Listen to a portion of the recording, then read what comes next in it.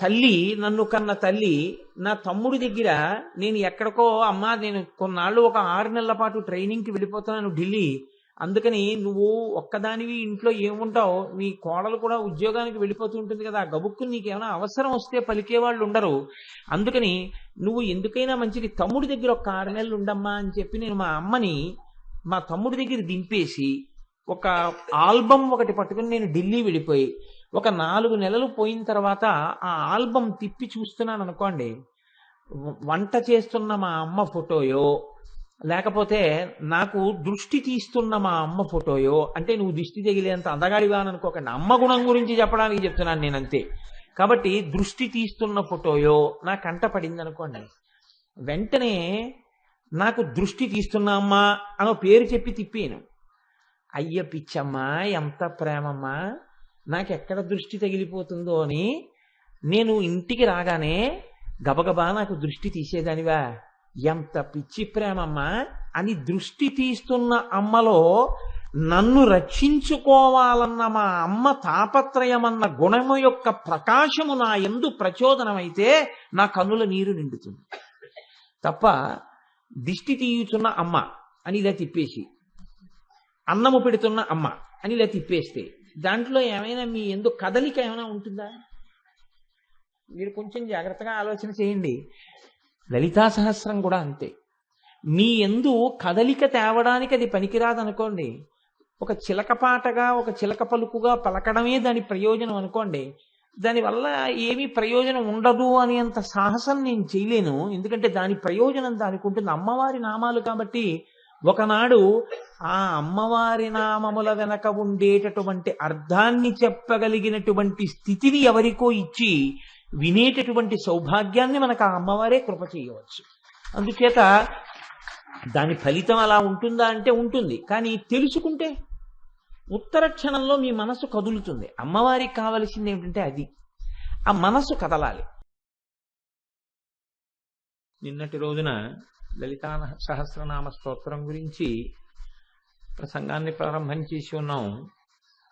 లలితా సహస్రనామ స్తోత్రం వ్యాసప్రోక్తం కాదు, అది సాక్షాత్తుగా లలితాదేవి యొక్క అనుగ్రహం చేత, ఆమె యొక్క ఆజ్ఞ చేత వసిన్యాది దేవతలు పలికితే ఆ స్తోత్రం ప్రచారంలోకి వచ్చిందని, అమ్మవారే ఈ నామాల్ని ఎవరు అనుసంధానం చేస్తారో, ఎవరు ప్రతిరోజు ఈ లలితా సహస్రనామ స్తోత్రాన్ని చదువుతూ ఉంటారో వారి యందు నాకు ప్రీతి కలిగి వారికి సంబంధించిన సమస్తమైనటువంటి యోగక్షేమములను నేనే విచారణ చేస్తాను అని అమ్మవారు ఆనాడు ప్రతిన పూనిందని.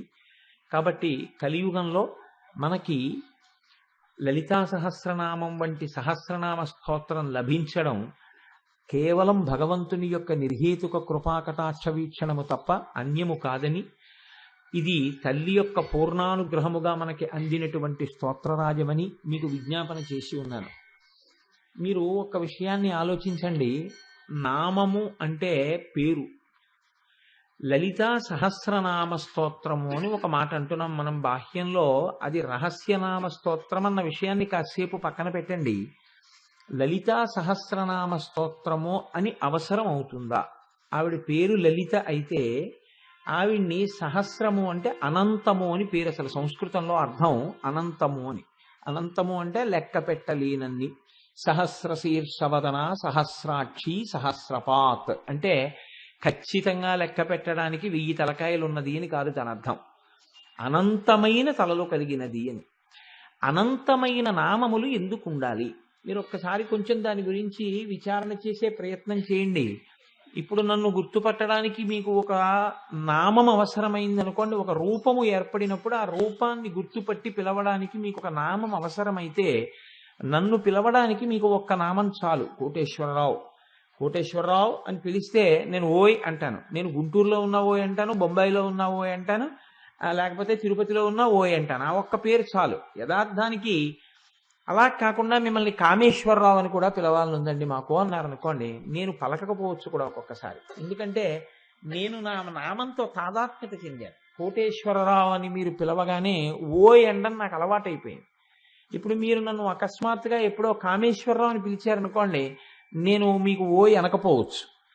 నన్ను గుంటూరులో గోవిందరావు అని, కలకత్తాలో కాళికేశ్వరరావు అని, వెంకటాచలంలో వెళ్ళేటప్పటికి వెంకటేశ్వరరావు అని, శ్రీశైలం వెళితే పరమేశ్వరరావు అని ఇలా నన్ను పిలిచారనుకోండి, అసలు నా పేరేదో నేను మర్చిపోవచ్చు, అసలు నేను దేనికి పలకాలో మర్చిపోవచ్చు.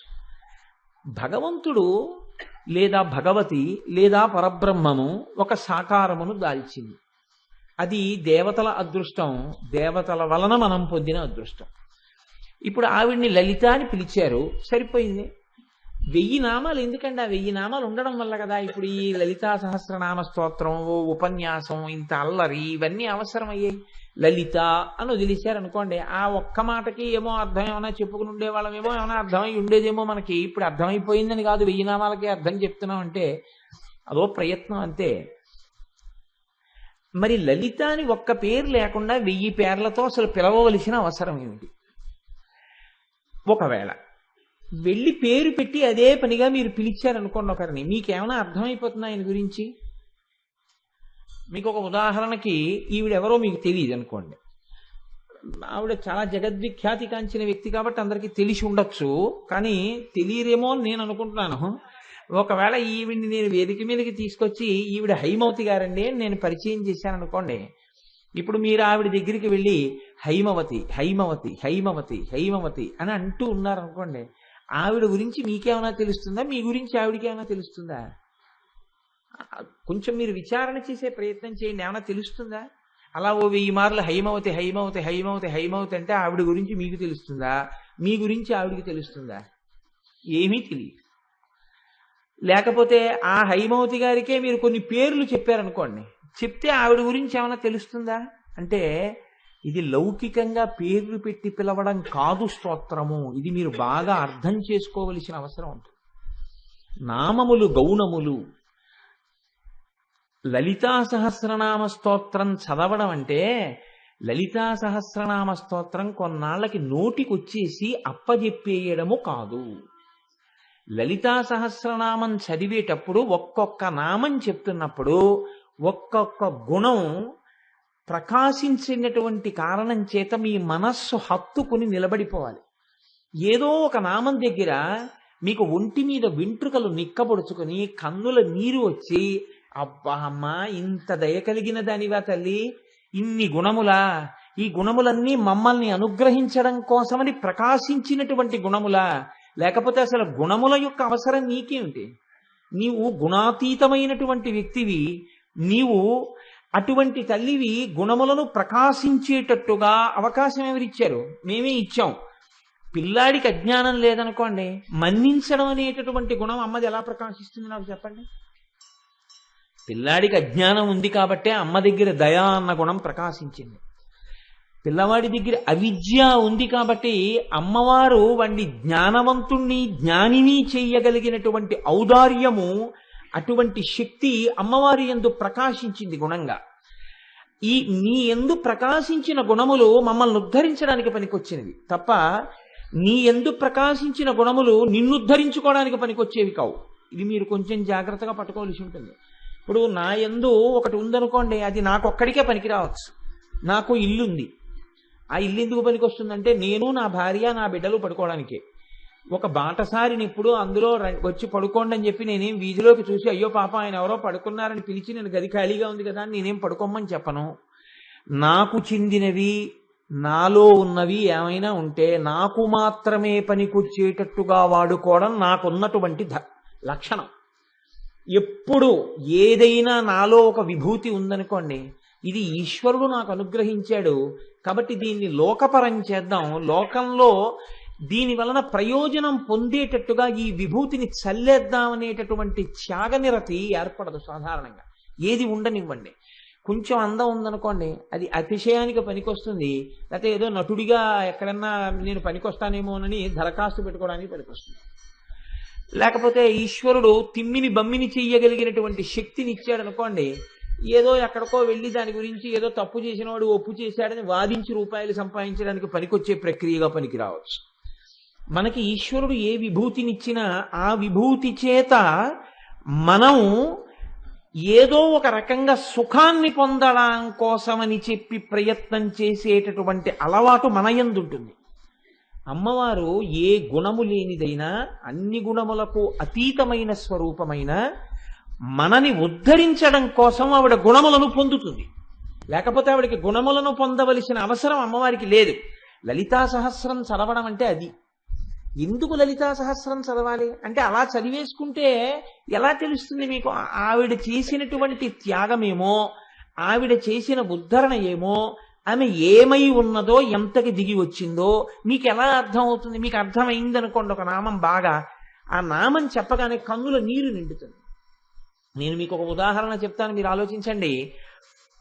నా తల్లి, నన్ను కన్న తల్లి, నా తమ్ముడి దగ్గర నేను ఎక్కడికో, అమ్మా నేను కొన్నాళ్ళు ఒక 6 నెలల పాటు ట్రైనింగ్కి వెళ్ళిపోతున్నాను ఢిల్లీ, అందుకని నువ్వు ఒక్కదానివి ఇంట్లో ఏముంటావు, నీ కోడలు కూడా ఉద్యోగానికి వెళ్ళిపోతూ ఉంటుంది కదా, ఆ గబుక్కుని నీకు ఏమైనా అవసరం వస్తే పలికేవాళ్ళు ఉండరు, అందుకని నువ్వు ఎందుకైనా మంచిది తమ్ముడి దగ్గర ఒక 6 నెలలు ఉండమ్మా అని చెప్పి నేను మా అమ్మని మా తమ్ముడి దగ్గర దింపేసి ఒక ఆల్బమ్ ఒకటి పట్టుకుని నేను ఢిల్లీ వెళ్ళిపోయి ఒక 4 నెలలు పోయిన తర్వాత ఆ ఆల్బమ్ తిప్పి చూస్తున్నాను అనుకోండి, వంట చేస్తున్న మా అమ్మ ఫోటోయో, లేకపోతే నాకు దృష్టి తీస్తున్న మా అమ్మ ఫోటోయో, అంటే నువ్వు దృష్టి తగిలేంత అందగాడివా అని అనుకోకండి, అమ్మ గుణం గురించి చెప్పడానికి చెప్తున్నాను నేను అంతే. కాబట్టి దృష్టి తీస్తున్న ఫోటోయో నా కంట పడింది అనుకోండి, వెంటనే నాకు దృష్టి తీస్తున్న అమ్మ అనో పేరు చెప్పి తిప్పాను.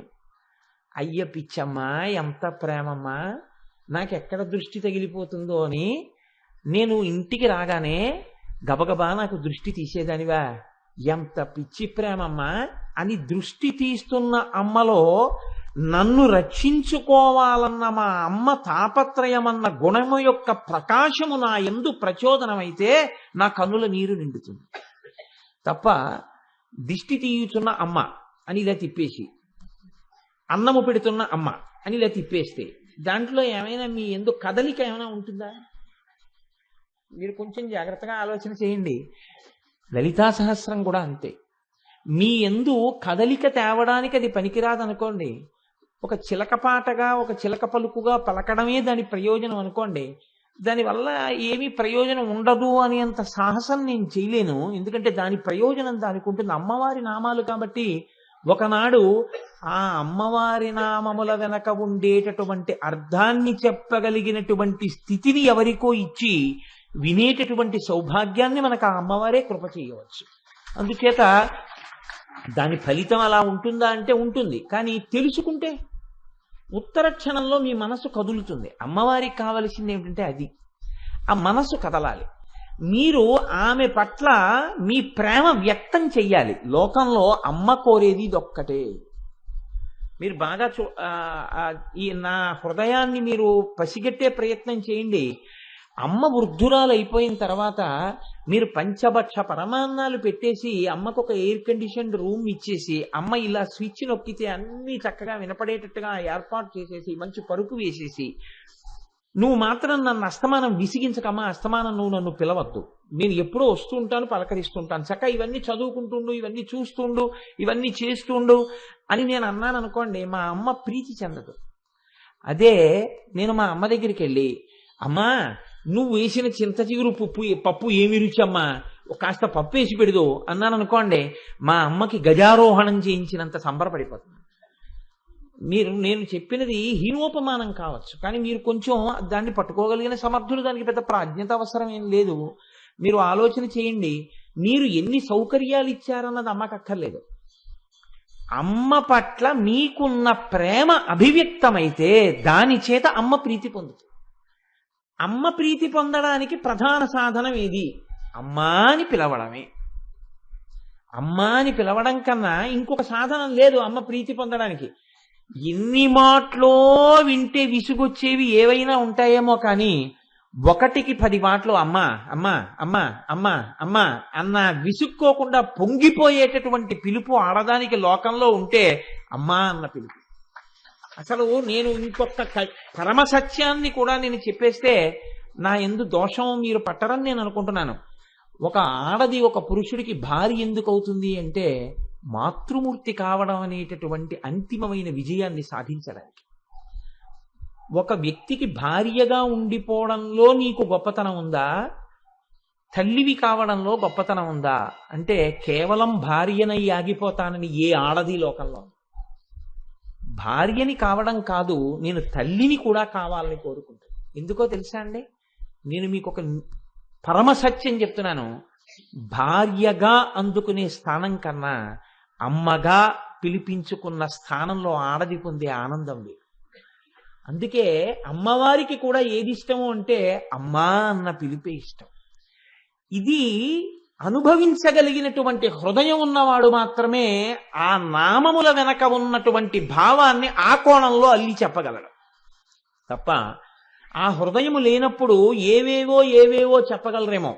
అందుకే లలితా సహస్రనామ స్తోత్రానికి వశిన్యాది దేవతలు స్తోత్రం చేస్తే వ్యాఖ్యానం ఆ నామముల వెనకాతల ఉండేటటువంటి పరమార్థాన్ని ఎందరో చెప్పినట్టుగా మనకి లోకంలో లేదు, కొందరే చెప్పగలిగారు.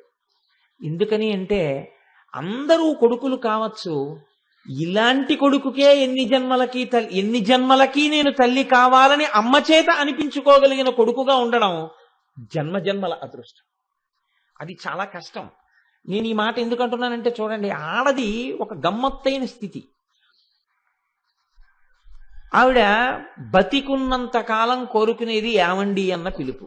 ఈ పిలుపుకి దూరం అవ్వడం ఏ ఆడది ఇష్టపడదు. ఆవిడ జీవించి ఉన్నంత కాలం ఏమండి అని పిలవాలి. ఏమండి అని ఎవరిని పిలుస్తుంది? వీధిలో వాళ్ళని కాదు, భర్తని ఏమండి అని పిలుస్తూ ఉండాలి. ఏమండి అని ఈవిడ పిలిపించుకుని ఈవిడ ఉన్నంతకాలం కోరుకునేది ఏమిటంటే అమ్మా అన్న పిలుపు. ఏమండి అని ఈవిడ ఎవరిని పిలిచి ఎవరితో జీవితాన్ని ముడివేసుకుందో ఆ వ్యక్తి అంత్యేష్టి చేసినా ఆడది అంగీకరించలేదు. తన కడుపున పుట్టిన బిడ్డడు అంత్యేష్టి చేస్తేనే ఆవిడ తన జీవితానికి సార్థకత అని ఆ శరీరమునకు పట్టిన వ్యానవాయువు విడిచిపెడుతుంది. కొడుకు కడుపున పుట్టినటువంటి బిడ్డ అమ్మ అన్న మాట అంత గొప్పవి. నాకైతే అనిపిస్తుంది ఈ జాతి నిర్వీర్యమైపోవడం అన్నది ఎప్పుడు ప్రారంభమైందని నేను అనుకుంటున్నానంటే ఆనాడు భండాసురుడు ప్రవేశించినట్టే ఈ జాతి యందు ఇప్పుడు కూడా ఒక భండాసురుడు ప్రవేశించాడు. వాడు తెలియకుండా ఈ జాతిని ఎలా నిర్వీర్యం చేస్తున్నాడు అంటే ఆనాడు ఆడవారి యందు రసమును పురుషుల యందు పుంసత్వమును తీసి నిర్వీర్యం చేశాడు. ఇవాళ అమ్మా అన్న పిలుపు తీసి మమ్మీ అన్న పిలుపు చేత నిర్వీర్యం చేశాడు. అమ్మ జీవనాడి, ఈ జాతి జీవనాడంతా పిలుపులో ఉంది, ఆ 2 అక్షరాల్లో ఉంది. అందుకే లలితా సహస్రనామ స్తోత్ర వ్యాఖ్యానం చెయ్యవలసి వస్తే మహానుభావుడు భాస్కరరాయల వారిని అమ్మవారు ఎంచుకుంది.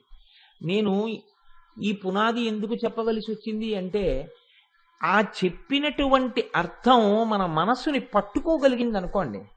ఒక్క నామానికి ఎన్నేసి అర్థాలు ఉంటాయో. మా అమ్మని చూపించి ఈవిడ మా అమ్మ అన్నాను అనుకోండి, ఇంకో రకంగా కూడా వ్యాఖ్యానం చెప్పు అంటే నీ మొహం ఎట్సా ఇంకో రకం వ్యాఖ్యానం ఏంటంటాను.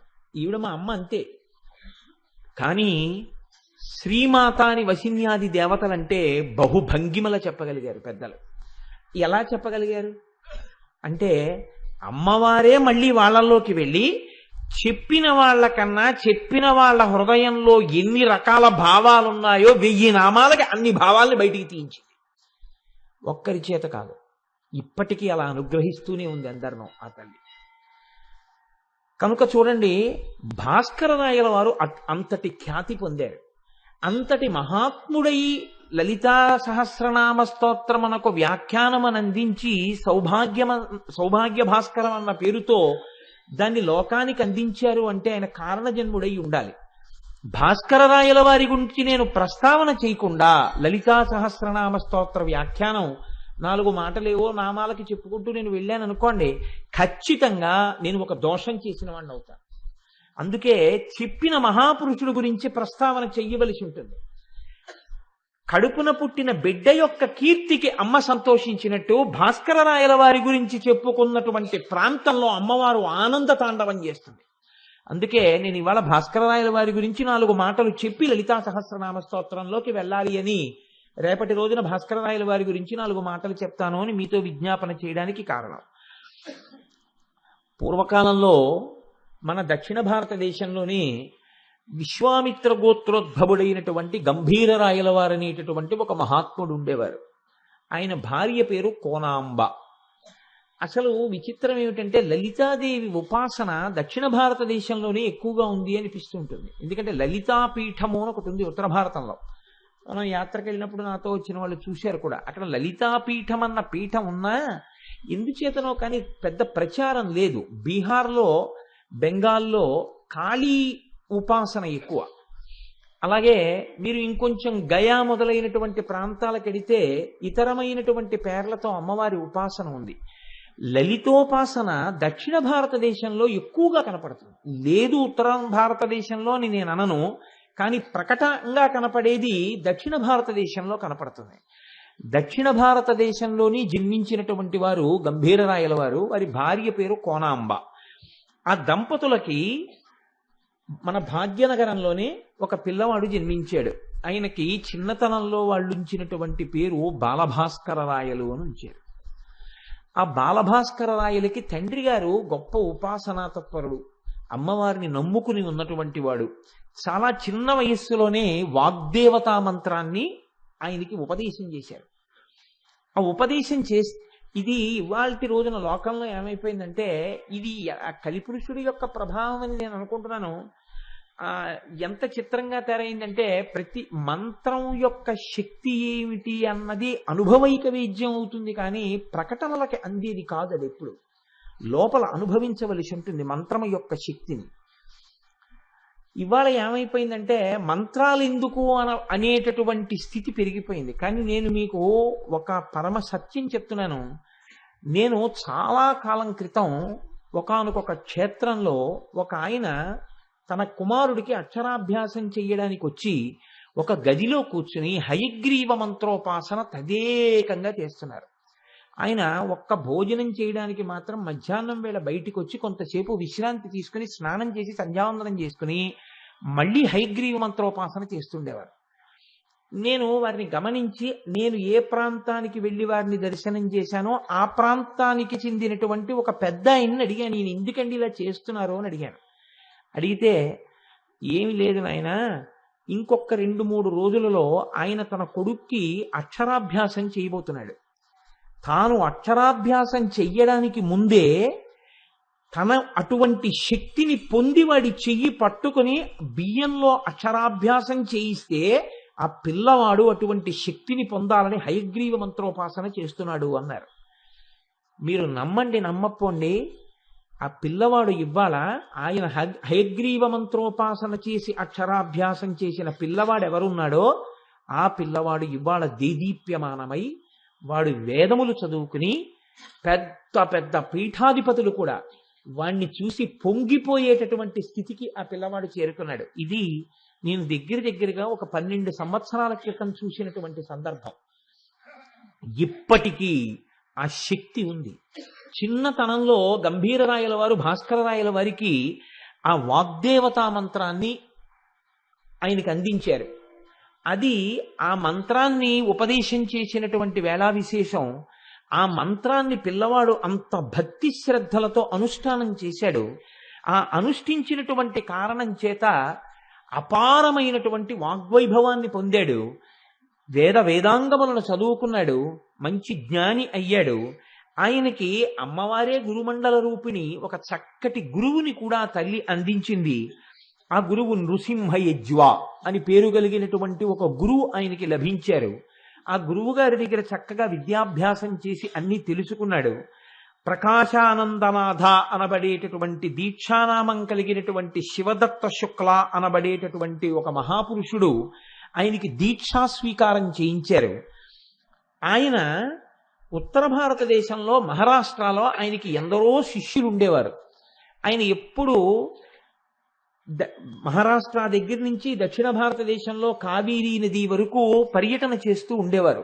ఎందరో శిష్యులు కలిగినటువంటి వారు భాస్కరరాయల వారు. ఇంతటి మహాపురుషుడు ఒకసారి ఒక చిత్రమైనటువంటి సంఘటన జరిగింది. శివాజీ మనవడి పేరు షాహురాజు. ఆ షాహురాజు దగ్గర సేనానాయకుడిగా ఉన్నటువంటి వాడు చంద్రసేన జాధవుడు. ఆ చంద్రసేన జాధవుడికి బిడ్డలు లేరు. ఆయన భాస్కరరాయల వారి యొక్క శిష్యుడు. ఒకనాడు భాస్కరరాయల వారు ఆయన రాజ్యానికి వస్తే ఆయన వెళ్లి భాస్కరరాయల వారి కాళ్ల మీద పడి నాకు బిడ్డలు లేరు అని పరితాపం చెందాడు. భాస్కరరాయల వారు అనుగ్రహించారు. నీకు తొందరలో కొడుకు పుడతాడు అని ఆశీర్వచనం చేసి భాస్కరరాయల వారు మళ్ళీ దక్షిణ దేశం వెళ్ళిపోయారు. ఆయన యొక్క ఆశీర్వచన ప్రభావం ఆ చంద్రసేన జాధవుని యొక్క భార్య గర్భవతి అయింది. ఆ తల్లికి నెలలు నిండుతున్నాయి. నిండుతుండగా దక్షిణ భారతదేశంలో భాస్కరరాయల వారి దగ్గర ఉపదేశం తీసుకుని శ్రీశైల భ్రమరాంబిక అనుగ్రహాన్ని పొంది వాక్సిద్ధిని పొందినటువంటి ఒక మహానుభావుడు నారాయణ దేవుడు అనబడేటటువంటి భాస్కరరాయల వారి శిష్యుడు ఈ చంద్రసేన జాధవుడు ఉన్నటువంటి ప్రాంతానికి వచ్చాడు. కొద్దిగా గురువులతో ప్రవర్తించకూడనటువంటి తెంపరితనంతో ప్రవర్తించాడు చంద్రసేన జాధవుడు. ఆయన దగ్గరికి వెళ్ళి నారాయణ దేవుడి దగ్గరికి, నా భార్య గర్భవతిగా ఉంది, నాకు పుత్ర సంతానం కలుగుతుందా, పుత్రికా సంతానం కలుగుతుందా అని అడిగాడు. అలవోకగా నారాయణ దేవుడు అన్నాడు, నీకు పుత్రికా సంతానం కలుగుతుంది అన్నాడు. వెంటనే చంద్రసేన జాధవుడు అన్నాడు, నా గురువులు భాస్కరరాయల వారు, ఈ వచ్చినటువంటి నారాయణ దేవుడి గురువు గారు కూడా భాస్కరరాయల వారని తెలియదు ఆయనకి. మా గురువు గారు భాస్కరరాయల వారు నాకు పుత్ర సంతానం కలుగుతుందని చెప్పారు, మీరు పుత్రికా సంతానం కలుగుతుందంటున్నారు, ఏది నిజమన్నారు. ధూర్తుడా, ఎంత పని చేశావురా, భాస్కరరాయల వారు మా గురువు గారు, వారు ఒక మాట అన్న తర్వాత జరగవలసిందే. గురుభక్తి అంటే అలా ఉంటుంది. అందుకే గురువు యందు భక్తి కలిగిన శిష్యుడి దగ్గర ఆ గురువుని నిందించి మాట్లాడకూడదు. అంతటి గురుభక్తి కలిగినటువంటి వ్యక్తి కాబట్టి నారాయణ దేవుడు అన్నాడు, మా గురువులు అంతటి ప్రజ్ఞాశాలి, ఆయన పుత్ర సంతానం కలుగుతుందన్న తర్వాత కొడుకు పుట్టవలసిందే. నేను వాక్సిద్ధి పొందినవాణ్ణి, ఆ గురువులకు శిష్యుణ్ణి, నేను పుత్రికా సంతానం పొందుతావన్నాను, నాకు తెలియదు మా గురువు గారు నీకు వరం ఇచ్చారని. తెంపరితనంతో నా గురువు చెప్పిన మాట మీద విశ్వాసంతో బతకకుండా నా చేత ఈ మాట చెప్పించావు కనుక నీకు పుత్రుడు కాక పుత్రికా కాక నపుంసక సంతానము జన్మించుగాక అని ఆయన వెళ్ళిపోయాడు. ఆ చంద్రసేన జాధవుడికి ఒక నపుంసకుడు జన్మించాడు. ఆయనకి రామచంద్రుడు అని పేరు పెట్టుకుని పాపం వాళ్ళు బాధతో పిల్లవాడిని పెంచుతున్నారు. మరికొంతకాలానికి భాస్కరరాయల వారు మళ్ళీ వచ్చారు. వస్తే ఈ చంద్రసేన జాధవుడు భాస్కరరాయల వారి పాదాల మీద పడి వేడుకున్నాడు, అయ్యా మీరు పుత్ర సంతానాన్ని అనుగ్రహించారు, కానీ నేనే తెంపరితనంతో ప్రవర్తించాను, ఇలా జరిగింది. గురువుల హృదయాలు ఎంత కోపం వస్తుందో అంత తొందరగా చల్లారిపోతుంది. అలా మనస్తత్వం ఉండకపోతే ఆయన గురువు కాడు. ఎంత కోపంగా ఉంటారో అంత తొందరగా మన్నించేస్తారు. గురువు యొక్క దీర్ఘ కోపానికి ఎవడైనా లోనైపోతే వాడికన్నా పాపి లోకంలో ఉండడు అనమాట. కాబట్టి ఆయన అన్నారు, ఎంత పని చేశావురా, బెంగ పెట్టుకోకు, నీ కొడుక్కి మళ్ళీ పురుషత్వం కలిగేటట్టుగా నేను అనుగ్రహిస్తాను, నేను సూర్యనారాయణమూర్తిని ఉపాసన చేస్తాను దక్షిణ భారతదేశానికి వెళ్ళి అని ఆయన మహానుభావుడు కర్ణాటక దేశంలో కృష్ణానది ప్రవహిస్తున్నటువంటి ఒక ప్రాంతానికి వెళ్ళి విశేషమైనటువంటి ఎండాకాలంలో దూరంగా ఒక పర్ణశాలని నిర్మాణం చేసుకుని ప్రతిరోజు కూడా తృచ విధానంతో అర్ఘ్యప్రదానం చేస్తూ సూర్యనారాయణమూర్తిని ఉపాసన చేసేవారు. రోజు కృష్ణానది వరకు నడిచి వెళ్ళి వెనక్కి వచ్చి పడుకుంటే శిష్యులు ఒక రోజున భాస్కరరాయల వారి కాళ్ళు ఒత్తుతున్నారు. ఒత్తుతూ పాదముల వంక చూస్తే ఇంతంత బొబ్బలు ఎక్కున్నాయి. గురువుగారు, ఇంత దూరం మీరు రోజు కృష్ణానది దగ్గరికి వెళ్ళి వెనక్కి వస్తున్నారు, మీ పాదములు బొబ్బలెక్కిపోయాయి, ఇది గురువు యొక్క అనుగ్రహం అంటే. తనకేమొస్తుంది, గురువుకు వచ్చేదేం లేదు. తన్ని నమ్ముకున్న శిష్యుడు తెంపరితనంతో ప్రవర్తించినా ఉద్ధరించడానికి భాస్కరరాయల వారు పడిన శ్రమ. పర్ణశాల తీసుకెళ్లి కృష్ణానది ఒడ్డున వేసుకుందాం అన్నారు. అంటే ఆయన పడుకుని అన్నారు, ఊరే మన పర్ణశాల కృష్ణానది ఒడ్డున వేద్దామన్నారు కానీ కృష్ణానదిని పర్ణశాల దగ్గరికి తెద్దామని మీరు ఎందుకు అనలేదురా అన్నారు. అంటే శిష్యులు తెల్లబోయి, కృష్ణానది పర్ణశాల దగ్గరికి ఎలా వస్తుంది గురువు గారు అని అనలేదు. ఎందుకు అనలేదు? గురువు గారి మీద నమ్మకం అటు. రేపటి నుంచి మీరు బెంగ పెట్టుకుంటున్నారు కాబట్టి నేను కృష్ణానదికి వెళ్ళను, కృష్ణానదిని ఇక్కడికి పిలుస్తానన్నారు. ఉదయం లేచి సంధ్యావందనం చేసి సూర్యనారాయణమూర్తిని పిలిచారు. మహానుభావుల యొక్క ఉపాసన బలం సూర్యనారాయణమూర్తి నడిచొచ్చి ఎదురుకుండా నిలబడ్డాడు. ఏం కావాలి భాస్కరరాయల వారు అన్నాడు. కృష్ణానదిని దారి మళ్లించి ఇలా పంపు అన్నారు. ఆయన అన్నారు, ప్రతి యుగమునకు సృష్టి ప్రారంభములో నదీనదములు ఎలా ప్రవహించాలనేటటువంటి దాన్ని చతుర్ముఖ బ్రహ్మగారు నిర్ణయం చేస్తారు. నదీ నదములు అలాగే పెడతాయి. వాటి దారి మళ్లించకూడదు, మహాపాపం. కాబట్టి నేను ఆ పని చెయ్యకూడదు. ఇప్పుడు వాటిని నేను దారి మళ్లించను అన్నారు. వెంటనే భాస్కర్ రాయల వారు అన్నారు, నేను ఉపాసన చేసి నిన్ను పిలిస్తే వచ్చి నిలబడి నా కోరిక తీర్చకపోతే లోకంలో ఇక నీకు ఆరాధన లేకుండా నేను నిన్ను శపించి నీ ఉపాసన శాస్త్రములన్నింటినీ కూడా నశించిపోయేటట్టు చేస్తానన్నారు. ఇది భక్తుల యొక్క గొప్పతనం. ఇది సనాతన ధర్మం యొక్క వైభవం. ఎవరు గజగజలాడిపోయారో తెలుసా అండి? లోకములకంతటికి వెలుతురిచ్చే సూర్యనారాయణమూర్తికి చెమటలు పట్టాయి. భాస్కర రాయల వారు, మీరంతా ఆగ్రహించకండి, కృష్ణానది ఎందుకు రావాలి మీ పర్ణశాల ముందుకి? మీరు నాకు అర్ఘ్య విధానంతో ఉపాసన చేస్తే ఆ రామచంద్రుడికి పుంస్తవాన్ని ప్రసాదించడానికి. అసలు మీరు అవేమీ చేయకుండా నేను ఆ పిల్లవాడిని పురుషుడిగా చేస్తాను, మీరు శాంతి పొందండి అన్నారు. ఆయన అన్నారు, నేను బిచ్చగాండి కాదు నువ్వు ఇస్తే తీసుకోవడానికి. నాకు శాస్త్రం తెలుసు, నేను ఉపాసన చేస్తాను, ఈశ్వరుడు లొంగవలసిందే. నువ్వు లొంగి నాకు కోరిక ఇవ్వాలి. నువ్వు భగవంతుడవని దయామయుడవని నమ్మి నిన్ను ప్రార్థించాను కృష్ణానది ఇలా పంపమని. అలా నువ్వు పంపకపోతే నీవు దయామయుడవు కాదు కనుక నీ ఉపాసన శాస్త్రాల్ని భంగం చేస్తానన్నాడు. సూర్యనారాయణమూర్తి చూశాడు భాస్కర రాయల వారి వంట, చూసి అన్నాడు, తప్పకుండా కృష్ణానది దారి మళ్లించేస్తాను, కానీ శాశ్వతంగా అలా ఉండకూడదు. మీరు శరీరంతో ఉన్నంత కాలం మాత్రం ఈ కృష్ణానది మీ పర్ణశాల ముందు నుంచి వెడుతుంది. ఎవరైనా లోకంలో శరీరం విడిచిపెట్టవలసిందే, కాబట్టి శరీరం విడిచిపెట్టేసిన తర్వాత మాత్రం కృష్ణానది యథాపూర్వకంగా ప్రవహిస్తుంది అని అనుమతిచ్చారు. ఇప్పటికీట నా జీవితంలో కోరిక భాస్కర రాయల వారు కృష్ణానదిని మళ్లించిన ప్రదేశం చూడడానికి వెళ్ళాలి ఒకసారి. కర్ణాటక రాష్ట్రంలోని ఆ ప్రాంతంలో ఇప్పటికీ కృష్ణానది ప్రవహించినటువంటి ఇసుక మేకలవి ఇప్పటికీ సాక్ష్యంగా ఉంటాయి. అక్కడ అగ్రహారాల కింద జమీందారులు ఇచ్చేస్తే చింత తోటలతో ఉన్నవి బ్రాహ్మణులకు ఇచ్చారు, మీరు అమ్ముకుంటే పురుగులు పుడతాయన్నారు. ఇప్పటికే అంతేట పురుగులు పుడతాయట అమ్మబోతే చింతకాయల్లో. అది భాస్కర రాయల వారంటే అంతటి మహానుభావుడు. ఆయన సూర్యనారాయణమూర్తిని ఆరాధన చేసి రామచంద్రుడికి పుంస్తవాన్ని కటాక్షించారు. అంతటి మహానుభావుడు లలితా సహస్రనామ స్తోత్రానికి వ్యాఖ్యానం చెయ్యాలి అని అమ్మవారి నిర్దేశించింది. దీని గురించి లోకంలో ఒక చిత్రమైనటువంటి విషయం ఒకటి ప్రచారంలో ఉంది.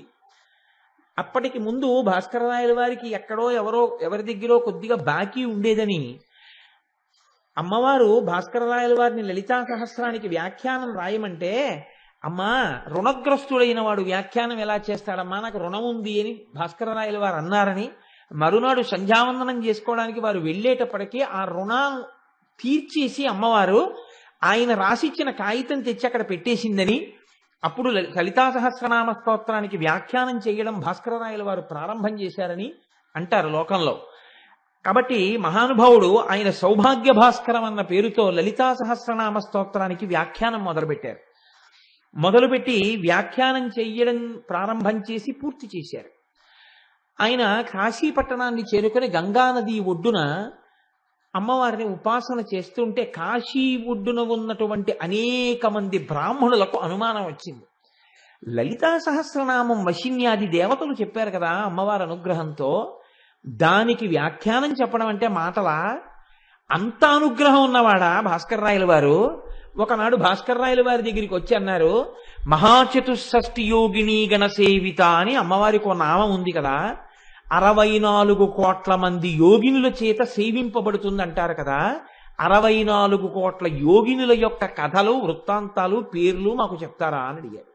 మీరు లలితా సహస్రానికి వ్యాఖ్యానం చేశానంటున్నారు కదా, మీకు తెలుసా చెప్పండి అన్నారు.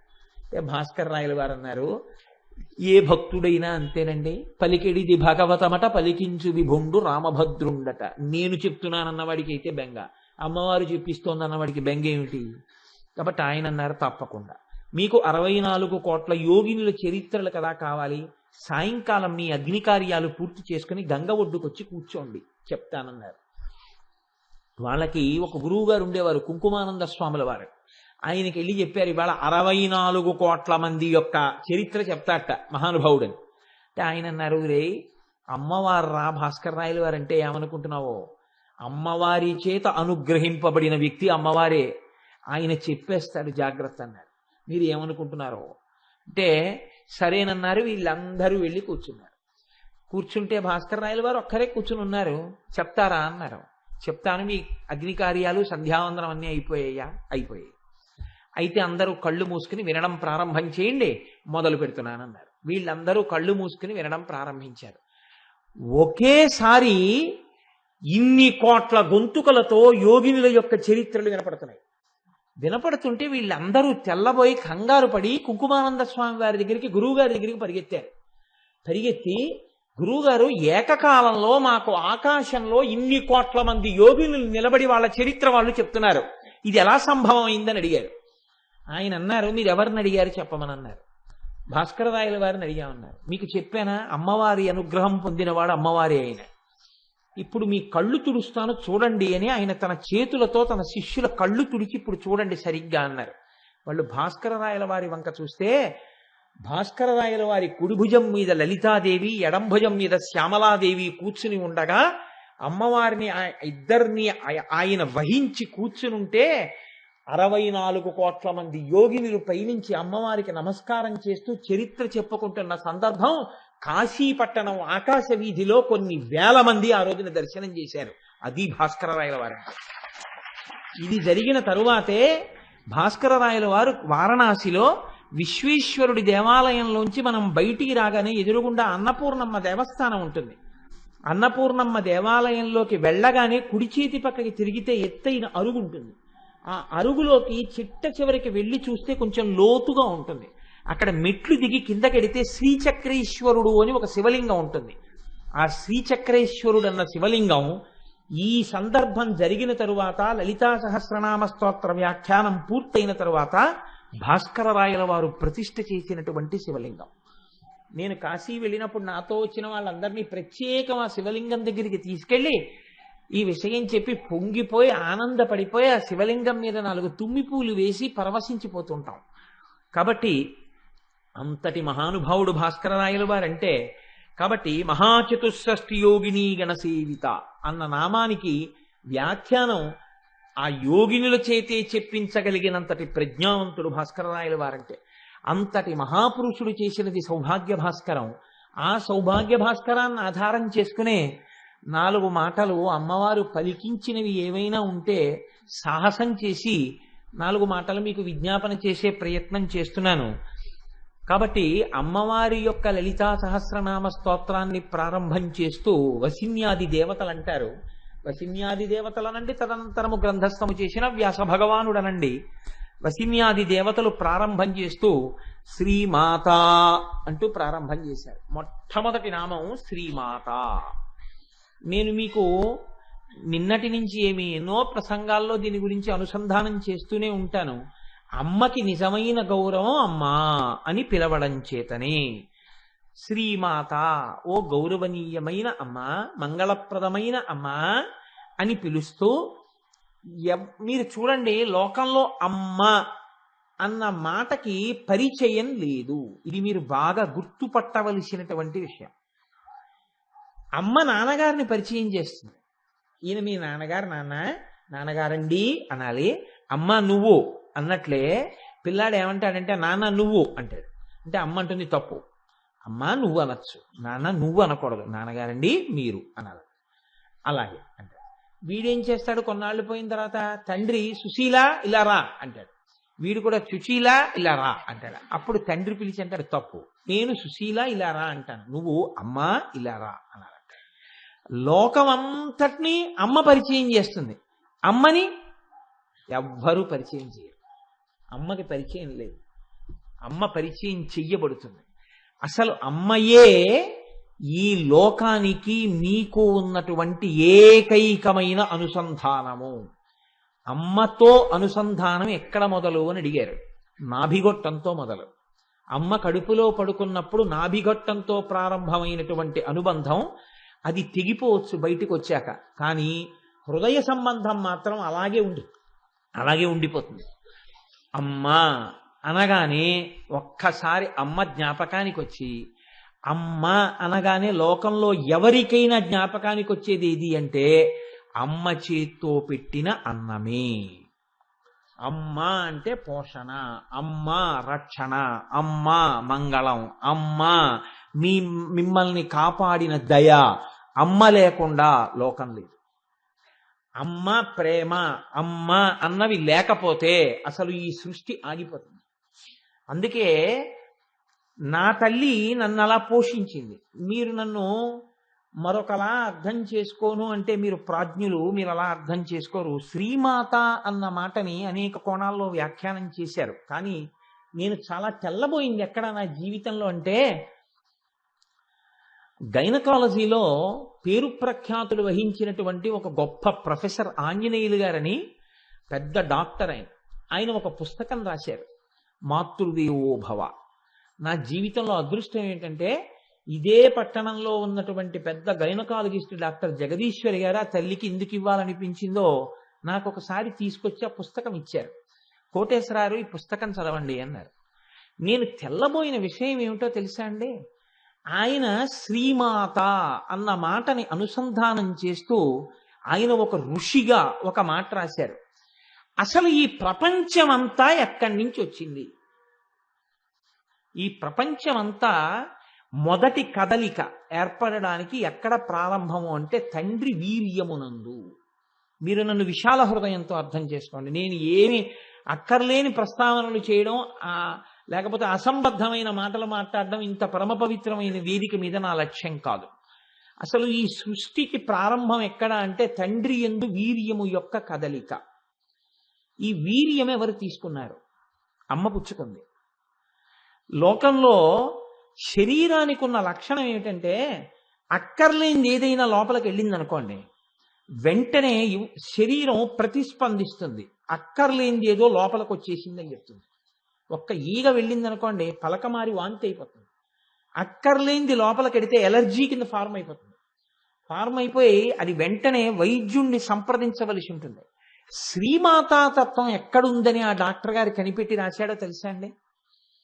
పురుషుడిలో కదిలినటువంటి వీర్యాన్ని స్త్రీ శరీరం ఎంత గొప్పగా ఆమోదిస్తుందంటేట, అది తన శరీరంలో ఏర్పడిన పదార్థమంత తేలికగా ఆహ్వానం పలికి లోపలికి తీసుకుంటుంది. అలా పుచ్చుకోకపోతే అసలు సృష్టి ఆగిపోతుంది. ఒక్క పురుష వీర్యాన్ని స్త్రీ శరీరం అలా పుచ్చుకునేటట్టు నిర్మాణం చెయ్యడంలో ఉంది అమ్మవారి యొక్క సృష్టి శక్తి, మాతృత్వం. అది జగన్మాత యొక్క లోక నిర్మాణ శక్తి అక్కడ ప్రకటనమైందన్నాడు ఆ డాక్టర్ గారు. ఒక డాక్టర్ గారు శ్రీమాతా తత్వాన్ని అక్కడ పట్టుకున్నారు. ఆయన రాసిన మాటల్లో నేను కదిలిపోయిన మాట ఎక్కడంటే, ఒక అద్భుతమైన మాట రాశారండి ఆయన.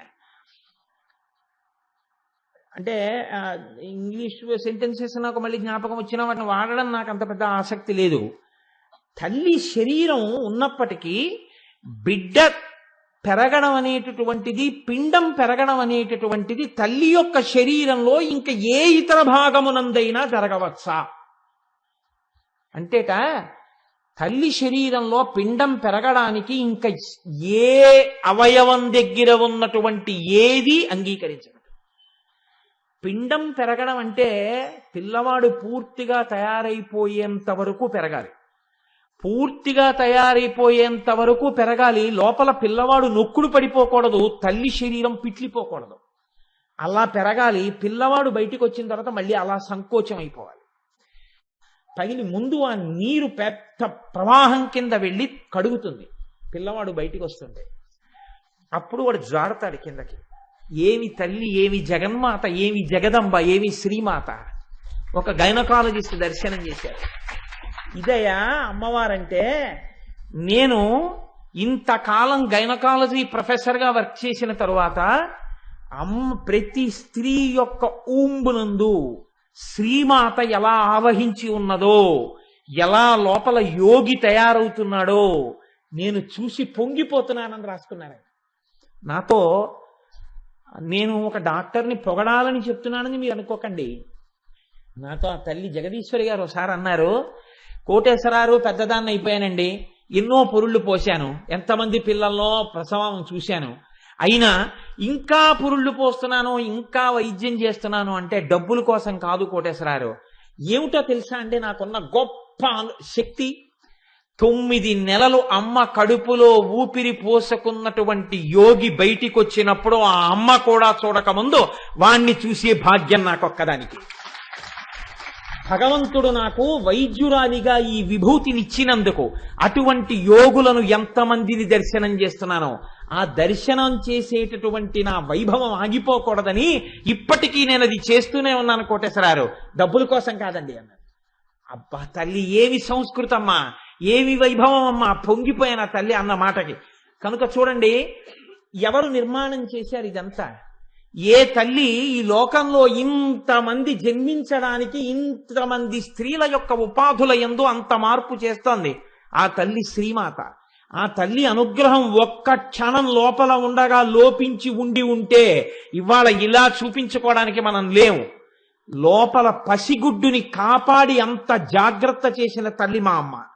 అటువంటి తల్లి అన్నిటికన్నా చాలా ఆశ్చర్యకరమైనటువంటి విషయం ఏమిటంటే, పిల్లవాడు బయటికి రాగానే అమ్మ కడుపులోంచి, అమ్మ యొక్క స్తన్యములోంచి పసుపచ్చటి ముద్ద ఒకటి బయటికి ఊరుతుంది. ఇప్పటి వరకు దాన్ని తయారు చేసిన వాళ్ళు లోకంలో లేరట. దాన్ని డాక్టర్ గారు అన్నారు కోలోస్ట్రమ్ అంటారన్నారు. ఆ కోలోస్ట్రమ్ అని పేరు కలిగినటువంటి ఆ పసుపు ముద్దని వాడికి ఏమీ తెలియని స్థితిలో పళ్ళు లేనటువంటి చిన్ని నోటితో ఎంత ప్రేమో ఏమీ తెలియనటువంటి వాణ్ణి జగన్మాత ఆవహించి, నీ పోషణ, నిన్ను రక్షించడం, నేను నీ అమ్మ యొక్క స్తనముల యందు ప్రకాశిస్తున్నాను రా, అందుకే మనకి దేశంలో నన్ను మన్నించండి, స్త్రీ స్తనములు మాతృదేవత యొక్క స్వరూపంగా నిర్ణయింపబడి ఉత్తర క్షణమునందు నమస్కార యోగ్యములయ్యి. అందుకే మీరు ఏ స్తోత్రం చూడండి అమ్మ స్తనాల్ని కీర్తనం చేస్తారు. ఎందుకని అంటే అన్యదృష్టితో కాదు, అదే మాతృస్థానం. ఆ మాతృస్థానమును సప్పరించి ఉండకపోతే ఈ పెదవులు, ఆనాడు మా అమ్మ స్తన్యము నుంచి ఊరినటువంటి కోలోస్ట్రమ్ నేను మింగి ఉండకపోతే ఇవాళ కోటేశ్వరరావు అనబడేటటువంటి ఇంత పెద్ద ఉపాధి ఉండేది కాదు. అది సప్పరించగానే ఉపాధికి కావలసిన బలం వచ్చేస్తుందట. విటమిన్ ఏ, విటమిన్ కే లోపలికి వెళ్ళిపోతాయిట. లోపల ఉన్న ఊపిరితిత్తులు, జీర్ణాశయం అన్నీ పనిచేస్తాయిట. కడుపులో ఉండగా నల్లటి మలం గడ్డల కింద పెరుగుతుందిట. అది బయటికి పంపడం ఎవ్వరి సాధ్యం కాదు. ఆ కోలోస్ట్రమ్ మింగగానే తేలికగా పిల్లవాడు నల్లటి మలాన్ని విసర్జించేసి శరీరంలో ఉన్న మలినాలన్నీ వెళ్ళిపోతాయిట. వాడికి ఏమీ తెలియకుండానే అమ్మ స్తన్యాన్ని మొట్టమొదట చప్పరించినది మొదలు అంతే. వాడికి అమ్మ ఆ భావన నిలబడిపోయి అమ్మ పక్కలో, అమ్మ కడుపులో దూరిపోయి పడుకోవడంలో, అమ్మా నాకు 104 జ్వరం వచ్చిందమ్మా అని చెప్పుకోవడం చేత కాకపోయినా ఆ తల్లి కడుపు ఇలా తగిలితే, గుండెలు తగిలితే ఆనాడు ఆ పసితనంలో అనుభవించినటువంటి భద్రత ఎక్కడుంది నాకు చెప్పండి? ఇన్ని కోట్లు సంపాదించి లేని భద్రత ఆనాడు కన్ను తెరవడం చేత కాని రోజుల్లో అమ్మ కడుపు గుండెలు తగిలితే పరవశించిపోయినటువంటి ఆ పసి హృదయంలో ఉంది. దానికి స్తోత్రం చేయడం చేత కాకలేదు. లేకపోతే నిజంగా అమ్మ మీద ఎన్ని స్తోత్రాలు చేసేసి ఉండేవారో కవులందరూ, ఎన్ని స్తోత్రాలు చేసేసి ఉండేవారో పిల్లలందరూ. అందుకే అటువంటి అమ్మతనం ఎక్కడుందో అదంతా శ్రీమాతా తత్వమే. ఇది మనుష్యుల యందు కాదండి. ఆశ్చర్యం ఎక్కడుంటుందంటే, నేను ఒక్కొక్కసారి మా బాల్కనీలో నిలబడి చూస్తూ ఉంటాను. ఒక పంది 15 పిల్లలు 20 పిల్లల్ని కంటుంది. అది నడిచి వెళ్ళిపోతూ ఉంటుంది. వెళ్ళిపోతూ పెంట కుప్పలో పారేసినటువంటి వ్యర్థ పదార్థాల్ని, పిల్లలు రోడ్ల పక్కన విసర్జించినటువంటి మలాన్ని తింటూ ఉంటుంది. తిని అది పాలుగా మార్చి తన పిల్లలకి ఇస్తుంది. ఇంటి పంది పిల్లలు అది పెంట తింటుంది. ఇవి నడిచి వెళ్ళిపోతున్నటువంటి అమ్మ ఇంతమంది పిల్లల్ని కంటుందనుకుందో ఏమో నా తల్లి. అన్ని పితుకులు ఉంటాయి దానికి. ఏదో పెద్ద దీపావళి పండగ నాడు పెట్టిన దీపాల తోరణంలాగా ఇన్ని పితుకుల్ని ఇన్ని పంది పిల్లలు చప్పరించి తాగేస్తుంటాయి. ఇన్ని పాలు చేయడానికి అందరూ విసుక్కుంటున్నా అది మాత్రం పెంట కుప్పల్లో ఉన్న పెంట తిని అది పాలిస్తుంది. చిత్రం ఏంటంటే, నేను మార్నింగ్ వాక్ వెళ్ళొచ్చి చూస్తూ ఉంటాను. చిన్న కుక్క పిల్ల తరిమితే పెద్ద పంది పరిగెడుతుంది. పిల్లలున్న పంది పెద్ద కుక్క అటుగా వెడుతుంటే ధైర్యంగా నిలబడి దాని మీద తిరగబడుతుంది. ఎక్కడి నుంచి వచ్చింది ఆ బలం? అంటే పిల్లల్ని కుక్క ఎత్తుకుపోతుందేమో అని దాని ఆరాటం. ఎంత బెంగో ఆ పిల్లల్ని కాపాడుకోవాలని. అది పంది కావచ్చండి, అది కుక్క కావచ్చు, అది పిల్లి కావచ్చు, కానీ దాని పిల్లల్ని అది రక్షించుకునేంత వరకు ఎవరు నేర్పారు, ఎవరు పరిచయం చేశారు? ఇది నీ పిల్లలు నువ్వు పాలి అని ఎవరు నేర్పారు? అంతే, దాని శరీరం నుంచి పాలు స్రవించాయి. ఇది శ్రీమాత. ఎక్కడ ఉంది శ్రీమాత అని చెప్తారు? శ్రీమాత అన్న మాట లలితా సహస్రనామ స్తోత్రం నేనంటాను. ఈ ఒక్క నామం చాలదా మీ హృదయం పరవశించిపోవడానికి? అమ్మవారి వంక చూసి శ్రీమాత అని పిలవడానికి భయం ఎందుకు? ఏమిటో ఉపాసన ఏమిటి? అమ్మవారిని ఉపాసన చేస్తే అదైపోతుంది, ఇదైపోతుంది, ఇలా చెయ్యాలి, ఇలా నైవేద్యం పెట్టాలి. ఎవరు చెప్పారు? నువ్వు ఏ నైవేద్యం పెడితే మీ అమ్మ నీకు పాలిచ్చింది? నువ్వు మీ అమ్మ పాలు తాగావా? నువ్వు నైవేద్యం పెడితే మీ అమ్మ నిన్ను రక్షించిందా? ఎవ్వరికీ లేనన్ని భయంకరమైన విషయాలు అమ్మవారి ఉపాసనలో మీరు ఎందుకు చెప్తారు? చేతకాని మాటలు చెప్పి పిల్లల్ని, భక్తుల్ని పాడు చేయకూడదు. అమ్మని అమ్మగా చూడడం వస్తే అమ్మవారంత గొప్పది లోకంలో లేదు. అమ్మయే అమ్మవారు. మీరు అమ్మగా అమ్మవారిని చూడండి, అమ్మతనం అంతటితో మిమ్మల్ని ఆవిడ రక్షిస్తుంది. అమ్మని మగవాడిగా చూస్తేనే దోషం. నేను మగవాణ్ణి అన్న భావనతో అమ్మని చూస్తే ఏ అమ్మ క్షమించదు. అమ్మవారైనా అంతే. మీరు కొడుకుగా నిలబడి నమస్కారం చేయండి, మిమ్మల్ని ఆదుకోవడానికి అమ్మ ఎప్పుడూ సిద్ధం. మన వేదం మనకేం నేర్పింది అంటే మాతృదేవో భవ. ముందు నమస్కారం అమ్మకే. ఎందుకని? సృష్టికర్త ఆవిడ. మీకు గర్భాలయం ఆవిడిచ్చింది. బయటికి వచ్చిన తర్వాత పాలు పట్టింది సృష్టికర్త, స్థితికర్త, ప్రళయకర్త. ఆవిడ నిద్ర పుచ్చింది మిమ్మల్ని. నిద్ర స్వల్పకాలిక లయం. కాబట్టి సృష్టికర్త, స్థితికర్త, ప్రళయకర్త ముగ్గురు అమ్మలో ఉన్నారు కనుక అమ్మయే మొదటి దైవం. కాబట్టి మాతృదేవో భవ. అమ్మ కన్నా గొప్ప గురువు లోకంలో ఉండడు. నేను చదివిన పుస్తకం మీరందరూ వీలైతే బాగా చదువుకున్న వాళ్ళు కాబట్టి ఆ పుస్తకం ఎప్పుడైనా చదవండి. నేను ఆ పుస్తకం మీద ఎన్ని ప్రసంగాలు చేయగలుగుతాను. మీరు అందులో ఆయన ఒక చాప్టర్ రాశారండి ప్రత్యేకంగా. అందులో ఆయన ఒక మాట రాశారు. భారతీయ పురాణాల్లో నారదుడు వచ్చి ప్రహ్లాదుడు కడుపులో ఉండగా లీలావతికి విష్ణుతత్వం చెప్తే లోపల కొట్టాడంటే ఏదో అంటారు. పరమసత్యం అని రాశారు. పరమసత్యం. అమ్మ కడుపుతో ఉన్న దగ్గర నుంచి ఏది వింటుందో పిల్లలు అటువంటి వాళ్లే పుడతారు. అమ్మ కడుపుతో ఉన్న దగ్గర నుంచి ఎటువంటివి తింటుందో అటువంటి వాళ్లే పుడతారు. అమ్మ కడుపుతో ఉన్న దగ్గర నుంచి ఏవి చూస్తుందో అటువంటి వాళ్లే పుడతారు. ఇవాళ జాతి నిర్వీర్యం ఎక్కడైపోతోందంటే విపరీతమైన రజోగుణ తమోగుణ ప్రకోపం కలిగినటువంటి, ఇక నేను పూర్తి చెయ్యక్కర్లేదు, వాటి వలన వచ్చేస్తాను. కాబట్టి శ్రీమాత అమ్మ తాను సృష్టికర్త అయి, స్థితికర్త అయి, ప్రళయకర్త అయి ఆ అమ్మ నిన్ను పోషిస్తోంది. కాబట్టి మొట్టమొదటి నమస్కారం ఎవరికి? మాతృదేవో భవ. అసలు ఇది కడుపులో ఆనందం పెరిగిపోయిన వాళ్ళు అన్నారు, నేను మా అమ్మనే అమ్మ అని పిలిచిన అమ్మ, నేను మా అమ్మని పిలిచానని నన్ను పక్కన పెట్టే దుస్మా అన్నారు. నువ్వు మీ అమ్మని కదురా అమ్మ అని పిలిచావు, నన్ను పిలవలేదుగా అమ్మ అని అంటావేమో. అమ్మ అలా అనుకోకు. అమ్మా అయ్యా అతంచు ఎవ్వరిని నేనన్న శివా నిన్నేను సుమి, నీమది తల్లిదండ్రులటంచుం చూడగాబోకు, నాకిమ్మై తల్లియు తండ్రియున్ గురుడు నీవే కాక, సంసారపుం చిమ్మం చీకటి కప్పకొండ కనుమా శ్రీకాళహస్తీశ్వర అంటాడు దుర్జటి. నేను ఎవ్వరి దగ్గరికైనా వెళ్ళి ఏమ్మా అంటే వెంటనే నేను మా అమ్మ పార్వతీదేవినే పిలిచినట్టు, నేను ఏమయ్యా అంటే నేను నా తండ్రి పరమశివుణ్ణే పిలిచినట్టు. అంతేకాని నేను అమ్మా అమ్మా అని ఎవరినో పిలిస్తే నువ్వు వాళ్ళని పిలిచావని అనకు తండ్రి, నేను అమ్మా అన్నప్పుడల్లా మా అమ్మనే పిలుస్తున్నానన్నారు. ఏమయ్యా ఈ అమ్మ అయితే అన్నం పెట్టిందయ్యా నీకు, ఈ అమ్మ అయితే పాలిచ్చింది, జగదంబ ఏమిచ్చిందయ్యా నీకు, జగదంబ ఏమన్నం పెట్టింది అంటారేమో. పేరాల భరతశర్మ గారు పొంగిపోయారు మహానుభావుడు. శారదానంద లహరితో ఆయన అంటారు, ఒక్కడు ఏనుగు ముఖంబునను మరొక్కడు అరుముగాలతోడ నీ అక్కున పాలుద్రావా, జగమంతయు బిడ్డలు కన్న తల్లి నేడెక్కడ నుండి చేపెదకో, ఇనగోళము చంద్రగోళమున్ తక్కక నీయురంబునను తల్పకయున్న అహర్నిశల్ సతీ అన్నారు. అమ్మా నీకు 2 కొడుకులున్నారు, మేము నీ కొడుకులమేగా, మేము నీ పిల్లలమేగా, ఈ సమస్త పిపీలికాది పర్యంతమనకు నువ్వు తల్లివి కదా, అందుకు కదా నిన్ను అఖిలాండేశ్వరి అని జగన్మాత అని పిలుస్తున్నాం కదా, అమ్మా అంటే నిన్నే కదా అమ్మా పిలుస్తాం. అమ్మా మరి నువ్వు ఇద్దరు పిల్లలకే పోషిస్తున్నావే, ఒకడేమో ఏనుగు ముఖంతో ఉన్నాడు, వాడేమో ఎడమ తొడ మీద కూర్చున్నాడు, ఒకడేమో 6 ముఖాలతో ఉన్నాడు, వాడేమో కుడి తొడ మీద కూర్చున్నాడు. వీళ్ళిద్దరూ నీ 2 స్తన్యాలు తాగుతున్నారు పిల్లలని.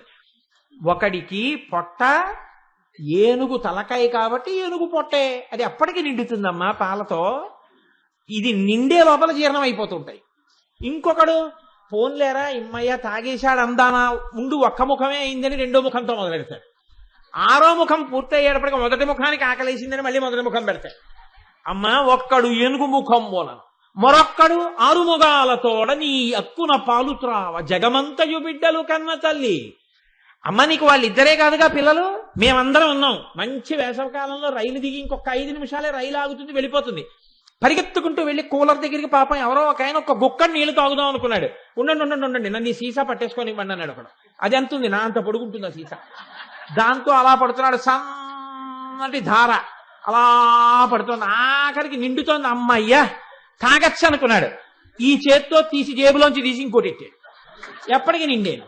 అలా 6 ముఖాలతోడ ఒక ఆయన 6 ముఖాలతో తాగుతున్నాడు, ఒక ఆయన ఏనుగు ముఖంతో తాగుతున్నాడు. అమ్మ మాకెప్పుడు ఎడతావన్నావు, మాకెప్పుడు ఇస్తావు పాలు, మమ్మల్ని ఎప్పుడు ఉద్ధరిస్తావు, మరి అమ్మా అని మేము పిలుస్తున్నాం కదా అంటే అమ్మవారు అందుట ఆగండి, ఇలా వరుస క్రమంలో పిల్లలందరికీ అన్నం పెట్టడం నాకు అలవాటు కాదు, ఆకలిగానే అన్నం పెట్టేస్తాను. అందుకే మీ అందరికీ అన్నం పెట్టేయడానికి ఇవాళ నుంచి నేనేం చేస్తానో తెలుసా, ఇనబంబము చంద్రబింబము తక్కకని యురంబునను దల్పకయున్న అహర్నిశల్ సతి. సూర్యగోళాన్ని ఒక స్థానంగా చంద్రగోళాన్ని ఒక స్థానంగా పెట్టుకుంది అమ్మవారు. పగటి పూట సూర్యగోళంతో లోకంలో ఉన్న మొక్కలన్నీ పత్రహరితాన్ని తయారు చేసుకుని కాయగూరలు పళ్ళు ఇవన్నీ సూర్యరశ్మి ఉంటే పండుతాయి. అమ్మ పెట్టింది కదా అని శుభ్రంగా తినేసి, అమ్మ లేనప్పుడు కజ్జికాయలు తినేసి తొక్కుడుండలు తినేసి అమ్మ కడుపు నొప్పి అంటే మళ్ళీ మంది ఎవరు ఇవ్వాలి, అమ్మే ఇవ్వాలి. రాత్రి వేళ 2వ స్థానంలో చంద్రుడితోటి ఓషధులను ప్రకాశింపజేసి మందులు ఇస్తోందిట. అమ్మా ఈ రెండింటితోటి మమ్మల్ని అందరినీ పోషిస్తున్నావు కదమ్మా, మా అమ్మ నువ్వే అమ్మా అన్నారు పేరాల భరత శర్మ గారు. అమ్మాయి ఎంత గొప్పదానివమ్మా, ఒక్కడు ఏనుగు ముఖంబులను మరొక్కడు 6 ముఖాలతోడ నీ అక్కున పాలు ద్రావా జగమంతయు బిడ్డలు కన్న తల్లి. నీడెక్కడ నుండి చేపెదకో ఇనబంబము చంద్రబింబము తక్కక నీ యురంబునను దల్పకయున్న అహర్నిశల్ సతీ అన్నారు. ఇక్కడ భాస్కరరాయల వారు అన్నారు, లోకంలో ఒక తల్లికి తండ్రికి జన్మించిన తరువాత బిడ్డడు ఆ తల్లిని అమ్మా అమ్మా అమ్మా అని పిలుస్తాడు.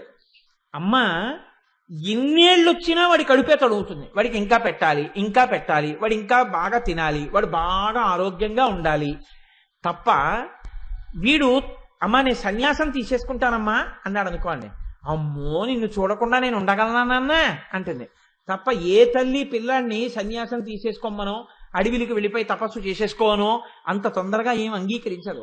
శంకరాచార్యుల వారిని కన్న తల్లి అంగీకరించలేకపోయింది ఆర్యాంబ. అంత తేలిక అమ్మ మనసు బిడ్డన్ని విడిచిపెట్టి ఉండడం అంటే అంత తేలికేం కాదు. కాబట్టి ఏ తల్లి ఇంకా నేను జన్మ లేకుండా చేసుకోవడం కోసమని తురీయాశ్రమానికి వెళ్ళిపోతానంటే అంగీకరించి అంత ఔదార్యంగా పంపించి మళ్ళీ అమ్మా నాన్న అని పిలవవలసినటువంటి అవసరం లేని రీతిలో వేరొక జన్మ ఎత్తవలసిన అవసరం లేని ఉపాసన చేస్తానంటే పిల్లాన్ని ఏ అమ్మ పంపిస్తుంది? ఎంతసేపు తన కొడుకుగా ఉండమని అడుగుతుంది. కానీ ఈ అమ్మ ఏం చేస్తుందిట, ఒక్కసారి శ్రీమాత అని పిలిస్తే శివజ్ఞానం ఇచ్చేస్తుంది.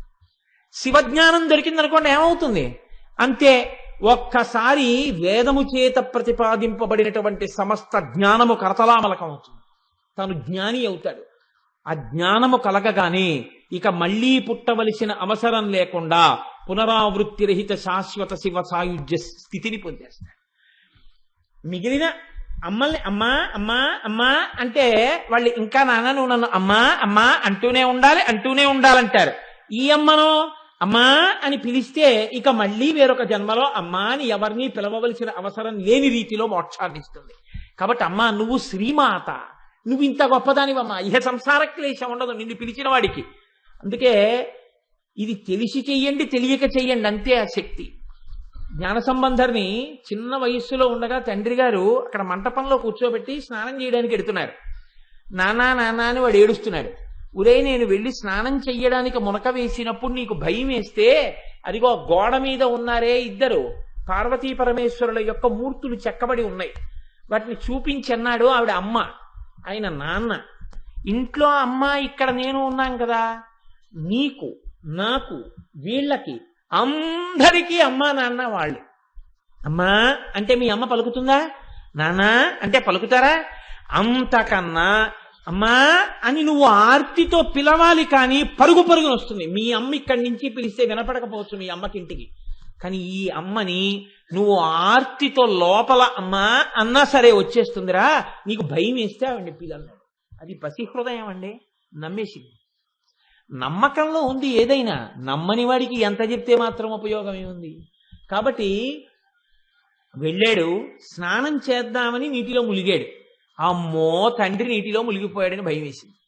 ఒక్కసారి గోడ వంక చూశాడు, పిలిస్తే పలుకుతుంది అన్నాడుగా, అందుకని ఆ బెంగతో అమ్మా అమ్మా అన్నాడు. అంతే. పరమశివుడు అన్నాడు, అమ్మా అమ్మా నమ్మి పిలిస్తే కూర్చుంటావే, లేరా అని చెయ్యట్టు తీసుకొచ్చాడు. ఇద్దరూ వచ్చేశారు. ఈ పిల్లాడు చూసి అమ్మా అమ్మా అమ్మా అని ఏడుస్తున్నాడు తండ్రి కోసమని. పరమశివుడు అన్నాడు, అమ్మా అమ్మా అని ఏడిచిన పిల్లాడు నోటితో చెప్పుకోవడం రాని పిల్లాడు ఏం చేస్తుంది అమ్మా? వెంటనే పాలు ఇవ్వాలి, వాడు బెంగ తీరడానికి పాలి అన్నాడు. ఆవిడంది ఏమిటో చాలా తేలిగ్గా చెప్పేస్తున్నారు పాలిమ్మని, నేను పాలిస్తే మీ జ్ఞానం వస్తుందంది ఆవిడ. నా జ్ఞానమే వచ్చిందో నీ జ్ఞానమే వచ్చిందో, వాడు అమ్మా అన్నాడు, ఏడిచాడు, ఇచ్చే అదే అమ్మతనం అన్నాడు. నాకు ఉందా అమ్మతనం అంది ఆవిడ, పాలిచ్చేస్తుంది. తండ్రి నీటిలోంచి పైకి లేచాడు, పైకి ఎక్కుతున్నాడు తువ్వాలతో తుడుచుకుని. ఇద్దరు అంతర్ధానమైంది. పిల్లవాడి నోటి నిండా పాల చారికలున్నాయి. తండ్రి చూసి అన్నాడు, రే ఎవరి పాలు తాగెవరా దుర్మార్గుడా అన్నాడు. నాన్నగారు మీరే కదా చెప్పారు, పిలిచానండి, అమ్మ వచ్చిందండి, అమ్మ వచ్చి పాలిచ్చింది, తాగాను అన్నాడు. నిజంగా అమ్మ నీకు పాలిచ్చిందిరా అన్నాడు. అవునండి అన్నాడు. ఏవి ధన్యుడివిరా అని ఎత్తుకుని గుళ్ళోకి ఎడుతున్నాడు. వాడు చిన్ని చేతులు తాళం వేస్తూ పత్తికాలు పాడడం మొదలెట్టాడు. అమ్మవారి స్తన్యం నుంచి స్రవించిన పాలు తాగాడు, అంతే జ్ఞానం వచ్చేసింది వాడికి. ఆ చిన్ని చేతులతో పత్తికాలు పాడుతూ ఇలా ఇలా తాళం వేస్తే అరిచేతులు ఎర్రబడ్డాయి. చూడలేక పార్వతీ పరమేశ్వరులు పైనుంచి బంగారు తాళాల కిందకి వదిలేరు. వాడు చిన్నప్పటి నుంచి తాళం వేస్తూ ఆఖరికి పెళ్ళవగానే భార్యతో కలిసి పరమశివుల్లో లీనమైపోయాడు. జ్ఞాన సంబంధాలు అమ్మా అని ఒక్కసారి పిలిచాడు, జ్ఞాన సంబంధాలు. అంతే. మొత్తం శైవవాంగ్మయంలో 63 మంది నాయనార్లలో అత్యంత గౌరవాన్ని పొందినటువంటి పెద్ద నాయనారై జ్ఞాన సంబంధర్ అన్న పేరుతో జగద్విఖ్యాతి పొందాడు మహానుభావుడు. మీరు ఏ దేవాలయానికి వెళ్ళండి, 63 మంది నాయనార్లలో వయసులో చిన్నవాడై అంతటి పెద్దరికాన్ని పొందినవాడు జ్ఞాన సంబంధర్. వయసులో అంత పెద్దవాడై జ్ఞాన సంబంధర్ పల్లకి కూడా మోసినవాడు అప్పర్. ఇద్దరిద్దరే మహానుభావులు. కాబట్టి అటువంటి జ్ఞాన సంబంధం ఒక్కసారి అమ్మా అని పిలిస్తే, ఆర్తితో నమ్మి పిలిస్తే అంతే, ఇహ మళ్ళీ జన్మలేదు, ఐక్యం అయిపోయారు. శ్రీమాత అలా పిలవగలిగితే ఇహ జన్మలేదు. కాబట్టి ఇంకా లలితా సహస్రం 999 నామాలు ఏంటండి? శ్రీమాత ఒకటి అర్థమైతే అయిపోయింది అంతే, ఒక్క నామం. ఇప్పుడు చెప్పండి, ఇది వ్యాఖ్యానం అంటే ఏమిటంటే, ఇది అమ్మవారు అందుకు ఎంచుకుంది భాస్కర్ రాయల వారిని. ఆ నామము వెనక ఉన్నటువంటి శక్తిని వినడం చేత మీరు శ్రీమాత అన్నప్పుడు, ఇప్పుడు కనుక శ్రీమాత శ్రీ మహారాజ్ని శ్రీమత్ సింహాసనేశ్వరి అనగలరా? శ్రీమాత అని ఆగుతారు ఒకసారి. అబ్బా ఏమమ్మా, ఓ శివాలయంలో కూర్చుని మీరు లలితా సహస్ర పారాయణం చేస్తున్నారు అనుకోండి, మీకు ఎదురుగుండా అమ్మవారు కనపడుతోంది అనుకోండి, తలంచుకుని శ్రీమాత శ్రీ మహారాజ్ని శ్రీమత్ సింహాసనేశ్వరి అనగలరా కాచాయని గారు?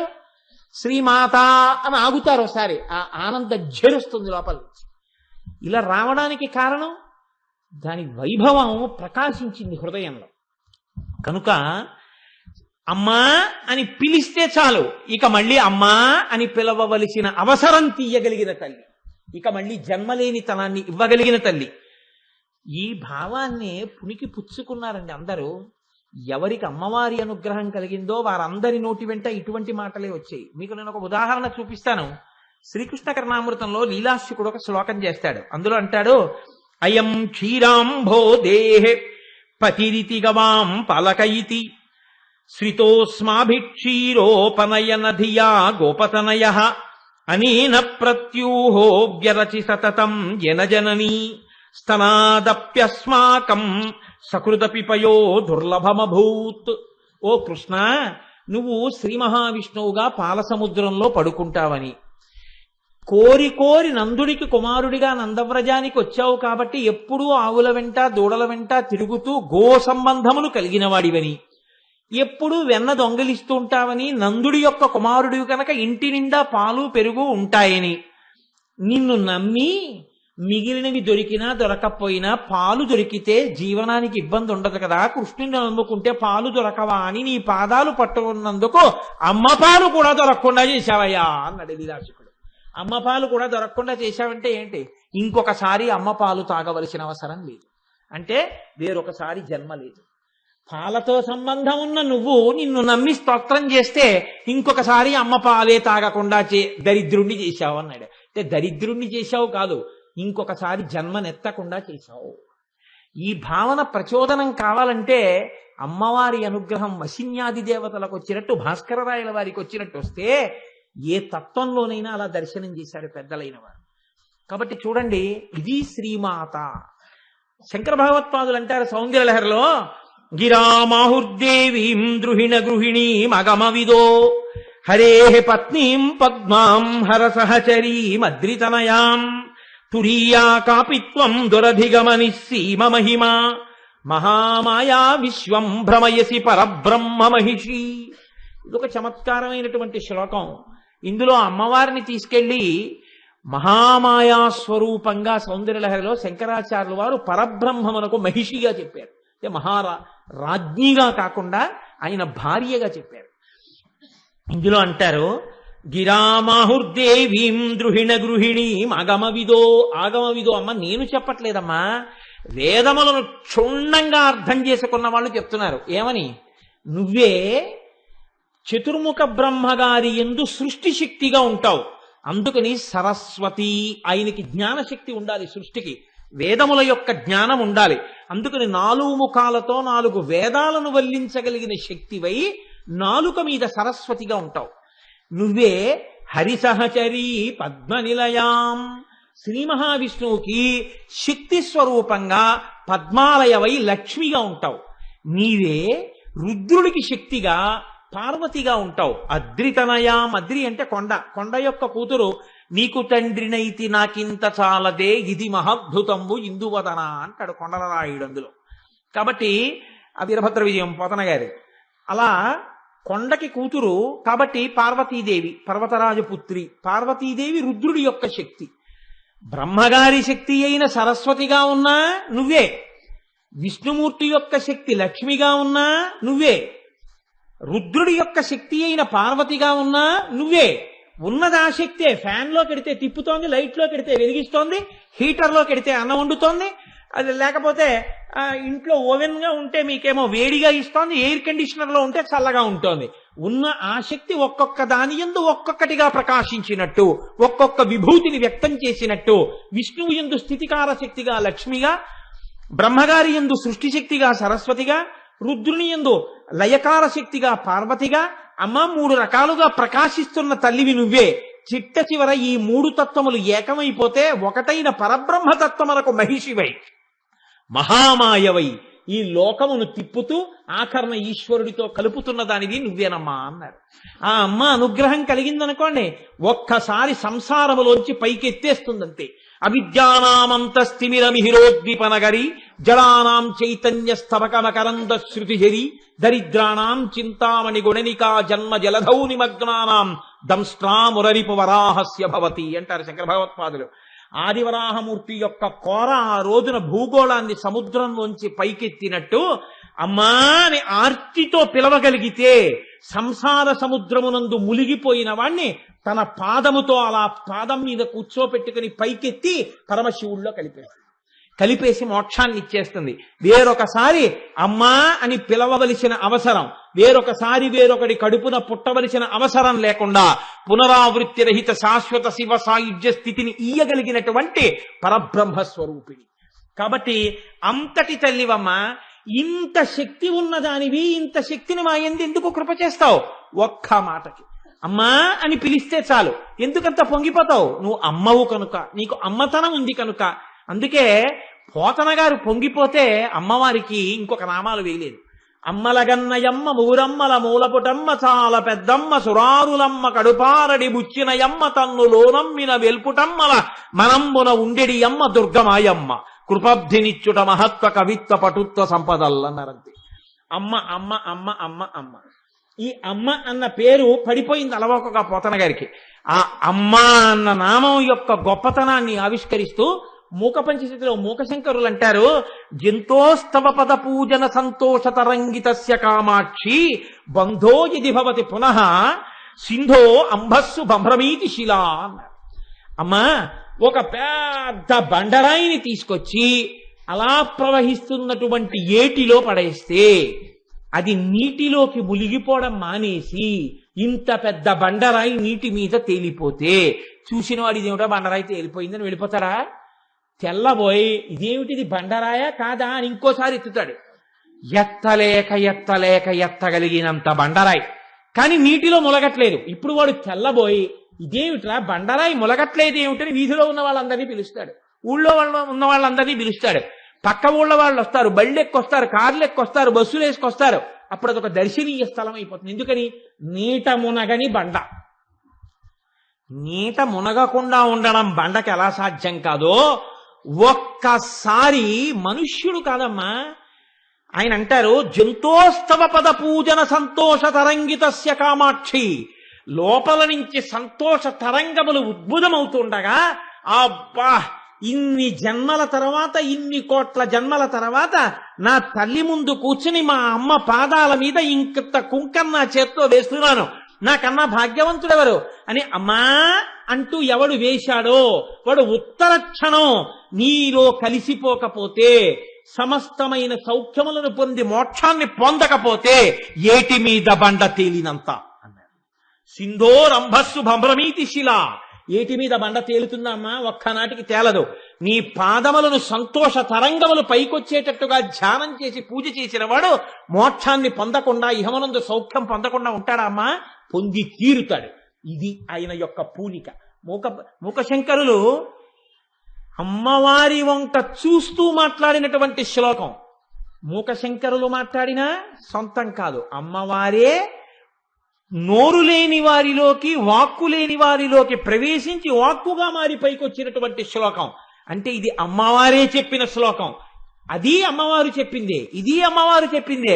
శంకరులలోంచి వచ్చిన సౌందర్యలహరి అమ్మవారు చెప్పిందే. ఇన్ని అమ్మవారిలోంచి వచ్చి ఒకటికి ఒకసారి, ఒకటికి ఇంకొకసారి, ఒక పరికొక వయ్యారమయ్య అని అన్నమయ్య పొంగిపోయినట్టు ఇన్ని మార్లు అమ్మవారు ఒక్కసారి నీకు నోరిచ్చినందుకు నా వంక తిరిగి అమ్మా అను చాలు, నిన్ను ఏ స్థితికి ఎత్తుతానో చూడు.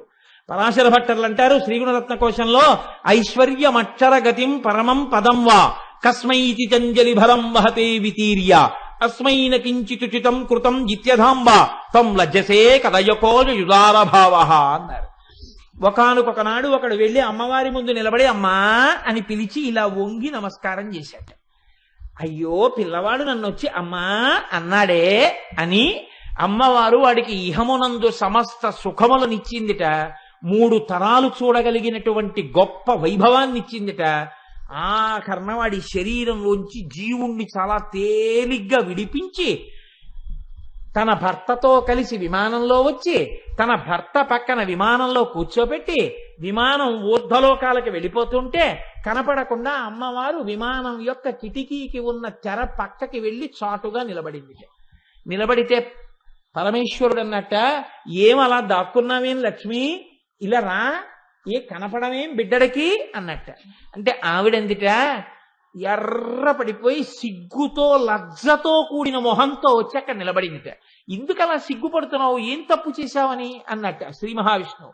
అమ్మవారు అందిట, వీడు నా మ్రోలకు వచ్చి మనసారా నమ్మి అమ్మా అన్నాడు. ఒక రోజున తల ఉంచాడు, 2 చేతులు కలిపాడు, నమస్కారం చేశాడు.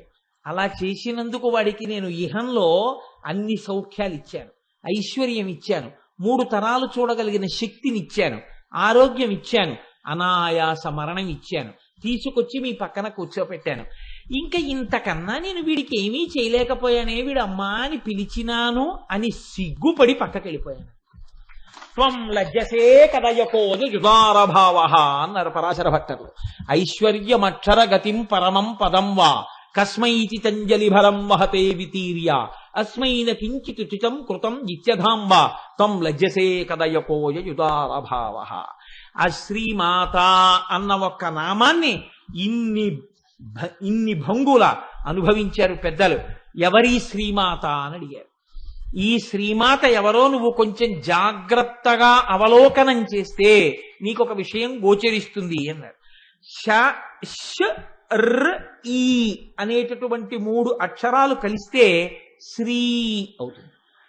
ఈ ష్ ర్ ఈ అనేటటువంటి 3 సత్వగుణము, రజోగుణము, తమోగుణము అనేటటువంటి 3 గుణములను చూపిస్తాయి. అసలు ఈ లోకమంతా ఉన్నది ఈ 3 గుణాల్లోనే. ఈ 3 గుణాలు కలిసిపోయాయి అనుకోండి, 3 గుణాలు బయటికి రాకుండా కలిసిపోయాయి అనుకోండి, కలిసిపోయి అవ్యక్తం అయిపోయి పైకి రాకుండా ఒక దాంట్లోకి వెళ్ళిపోయి ఉండిపోయాయి అనుకోండి, అప్పుడు ష్ ప్లస్ అర్ ప్లస్ ఈ కలిసిపోతే శ్రీ కలిసిపోయి మాత ఆవిడలోకి వెళ్ళిపోతాయి. అంటే ఈ సృష్టికి ముందుండిపోయిన ఆవిడొక్కతే, పూర్వజా ఆవిడొక్కతే ఉంది. ఈ 3 గుణములు ఆవిడలో ఉండి ఆవిడలోంచి పైకొచ్చాయి. ఈ 3 గుణములను తీసి శుద్ధ సత్వాన్ని ఇవ్వాలంటే ఎవరివ్వాలి? ఆవిడే ఇవ్వాలి. కాబట్టి శ్రీమాత అలా ఇవ్వగలిగిన తల్లి. ఎందుకు ఇవ్వాలి? ఇవ్వకుండా ఉండలేని ప్రేమ కలిగిన అమ్మ కనుక. మీరు చూడండి, మీరు లోకంలో ఒక మర్యాద కనిపెట్టి ఉంటారు. ఒక భర్తకి భార్య అయిన తర్వాత ఆడది ముందేం అడుగుతుందంటే, ఏమంటే నాకు చంద్రహారాలు ఉంటే బాగుండంటుంది. భర్త కూడా ప్రీతితో చేయిస్తాడు. అంతేగాని మీ నాన్న చేయిస్తే బాగుండంటే వాడు దుర్మార్గుడు. వాళ్ళ నాన్న చేయించి నీ పిల్లనిచ్చింది ఎందుకు? ఇంకా చంద్రహారాలు చేయించాడు. ఏదో పలకసర్లు కూడా ఉంటే బాగుండు. నువ్వు నా ఇంటి లక్ష్మి, నువ్వు అడగాలి కానీ ఎందుకు రాదు, చేయించాడు పలకసర్లు. ఏమండి నాకు వడ్డానం ఉంటే బాగుంటుంది, చేయించాడు. మీరు గమనించండి, ఒక 50 ఏళ్ళు వచ్చిన తర్వాత ఇప్పుడు ఆ స్త్రీ అంటుంది, ఏమండి నా వడ్డానం తీసి కోడలికి ఇచ్చేస్తానంటే, నువ్వు పెట్టుకోవా వడ్డానం? ఇంకా నేను పెట్టుకోవడం ఏంటండి? ఇంట్లో కోడల వడ్డానం పెట్టుకు తిరుగుతుంటే చాలదా? మీరు గమనించి ఉంటారు, పెద్ద కుటుంబాల్లో ఒక లక్షణం ఉంటుంది. ఇది మా అమ్మగారు పెట్టుకున్న నగలని ఇంటికి కోడలు రాగానే ఆ నగలు ఆ కోడలకు అలంకారం చేస్తారు. పరంపరాగతంగా వెళ్ళిపోతాయి. ఒకప్పుడు తనవి అన్నవి తన కోడలికి ఇచ్చేసి కోడలు పెట్టుకుంటే సంతోషపడిపోతుంది. కన్న కడుపు కూతురికి కన్నా కోడలికి ఇస్తారండి నిజమైన ప్రేమ ఉన్న అత్తగారైతే. అందరూ అటువంటి వారే. నా దృష్టిలో అయితే అటువంటి సంకుచితత్వం ఉన్న అత్తగారులు ఉన్నారని నేను అనుకోను. ఎవరో తెలియక అమాయకత్వంతో ఉంటే ఉండవచ్చు. కాబట్టి అమాయకత్వం తొలగిపోతుంది, అజ్ఞానం లోపల గాఢంగా ఉండిపోతే ప్రమాదంగా. కాబట్టి చూడండి, ఇప్పుడు అసలు ఆ తత్వంలోనే ఆ లక్షణం ఉంటుంది.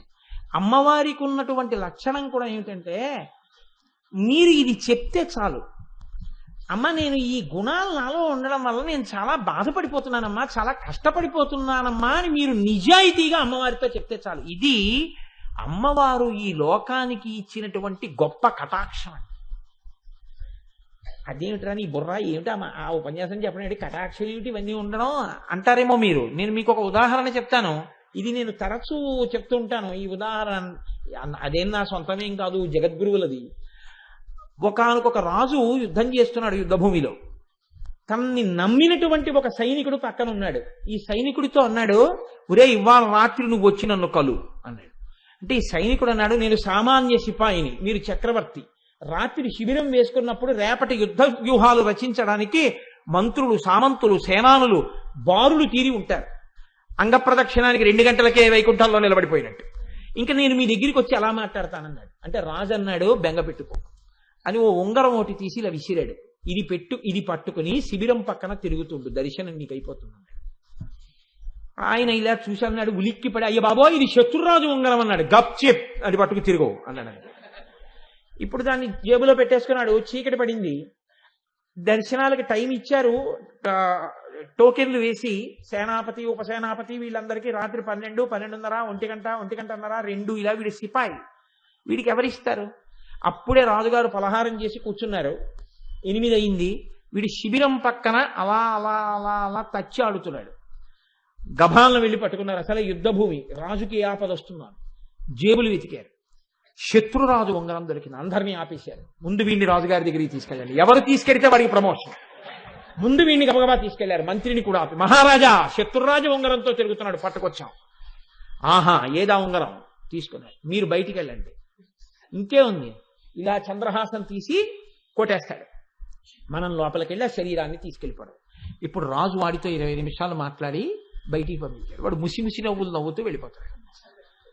ఎరా నేనేం చేయలేదా అన్నారు. గప్చి, నీకు అనవసరం, నాకు రాజుగారికి సంబంధించిన విషయం. ఇప్పుడు వాడు రాజుగారికి ఆంతరంగికుడైపోయాడు. దేనివల్ల అయ్యాడు మీరు చెప్పండి? శత్రురాజు ఉంగరం చేతిలో ఉంది, అది శత్రురాజు ఉంగరం అని వాడికి తెలిసింది. అదొక్కటే. అది మన రాజుగారి ఉంగరం అంటే లైన్లో నించుని ఉండేవాడు. అది శత్రురాజు ఉంగరము అని వాడు తెలుసుకోగానే వాడు రాజుగారి శిబిరంలోకి వెళ్ళిపోయాడు.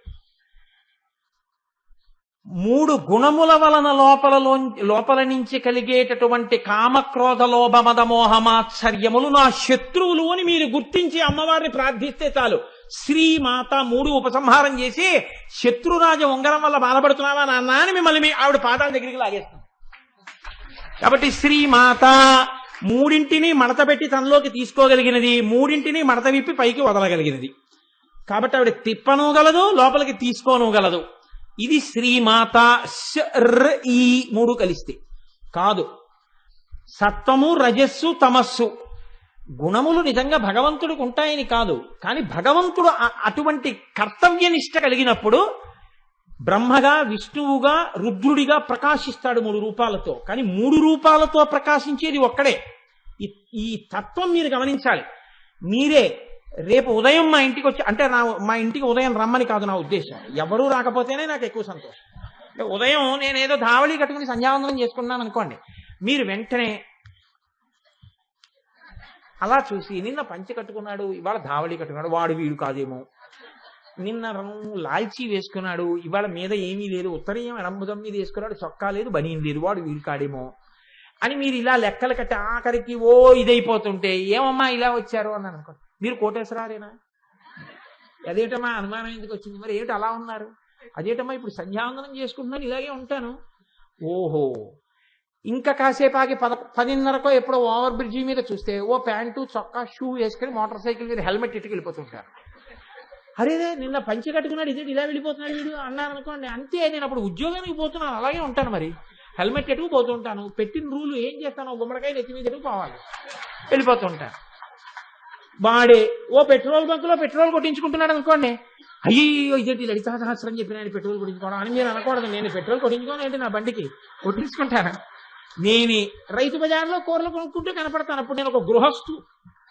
నేనే మళ్ళీ సాయంకాలం అయ్యేటప్పటికి పంచాలు ఆల్చి పెద్ద కుర్చీ, గోపాలకృష్ణ గారు మైక్లో పూజ గురువులు రావాలని పిలవడం, 2 దండలు, నేను మొదలు ప్రార్థనా శ్లోకాలు.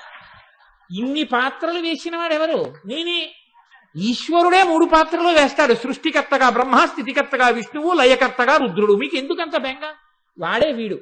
అంతేకాని అదేంటే ఆఫీస్కి వెళ్తున్న కోటేశ్వరరావు చూసి చిచి దుర్మార్గుడా, ఎంత సహ్యంగా ఉన్నారా, నేను ఇలా చూడలేకపోతున్నాను రా, నీ బతుకేచ్చా, ఏ పంచకట్టుకు తిరగలేవరా అన్నారనుకోండి, బాధపడేది నేను కాదేంటి, ఇదేంటి ఉద్యోగానికి వెళ్తూ మరి ప్యాంట్ వేసుకోనా అని బెంగ పెట్టుకు బాధపడేది నేనే.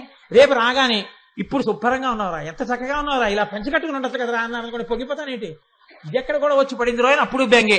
సృష్టికర్తగా కీర్తన చేసి స్థితికర్తగా తిట్టి, స్థితికర్తగా కీర్తన చేసి లయకర్తగా తిట్టి, లయకర్తగా కీర్తన చేసి స్థితికర్తగా తిట్టినా మీరు చేసే తిట్లు నిందలు పడలేక నీ జ్ఞానం ఇప్పుడు వస్తుందిరా అని ఆయన ఏడుస్తాడు.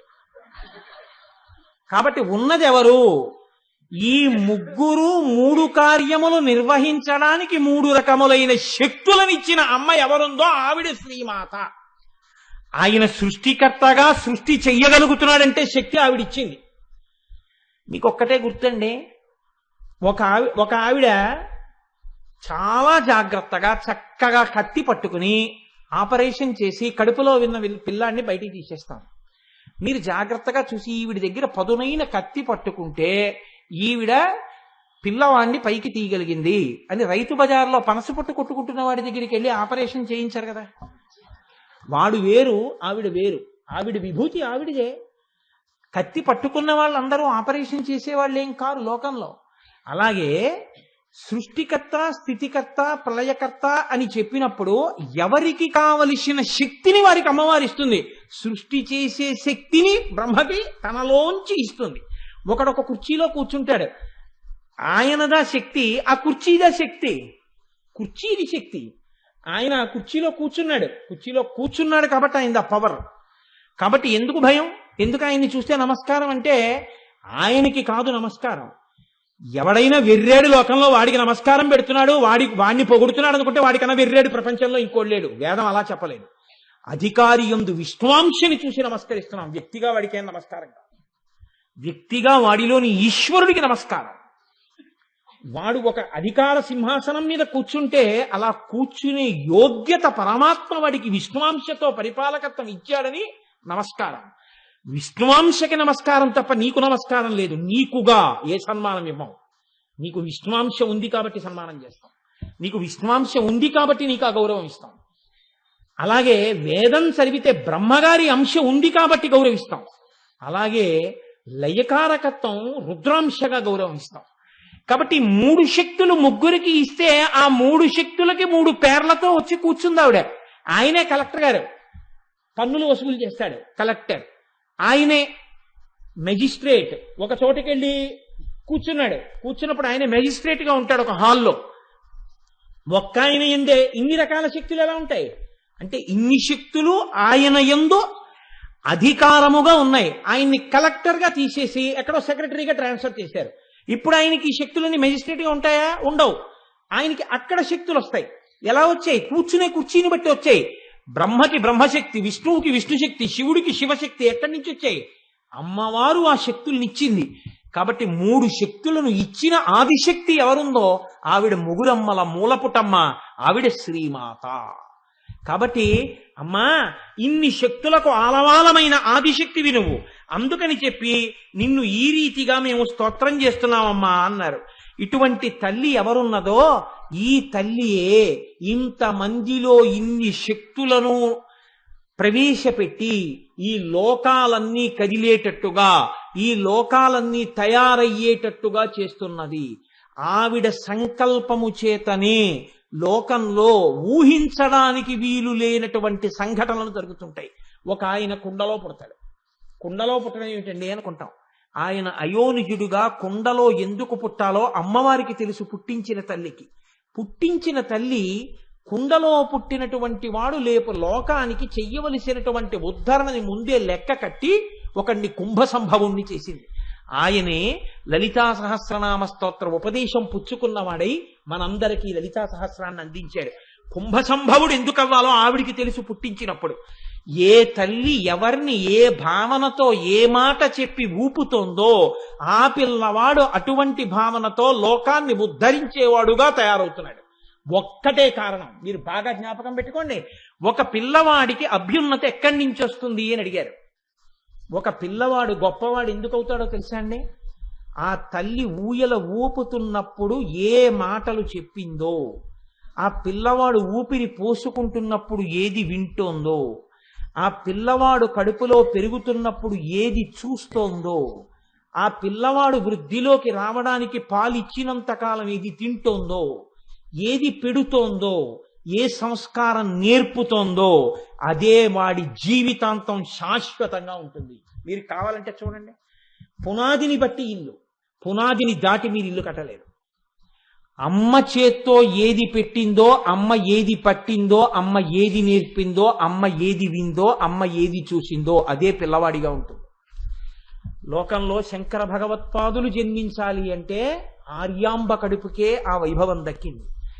ఎవరు అటువంటి ఉపాసనతో, అటువంటి భక్తితో, అటువంటి మర్యాదతో ఉంటారో అటువంటి కడుపుల యందు అటువంటి మహాపురుషులు జన్మిస్తారు.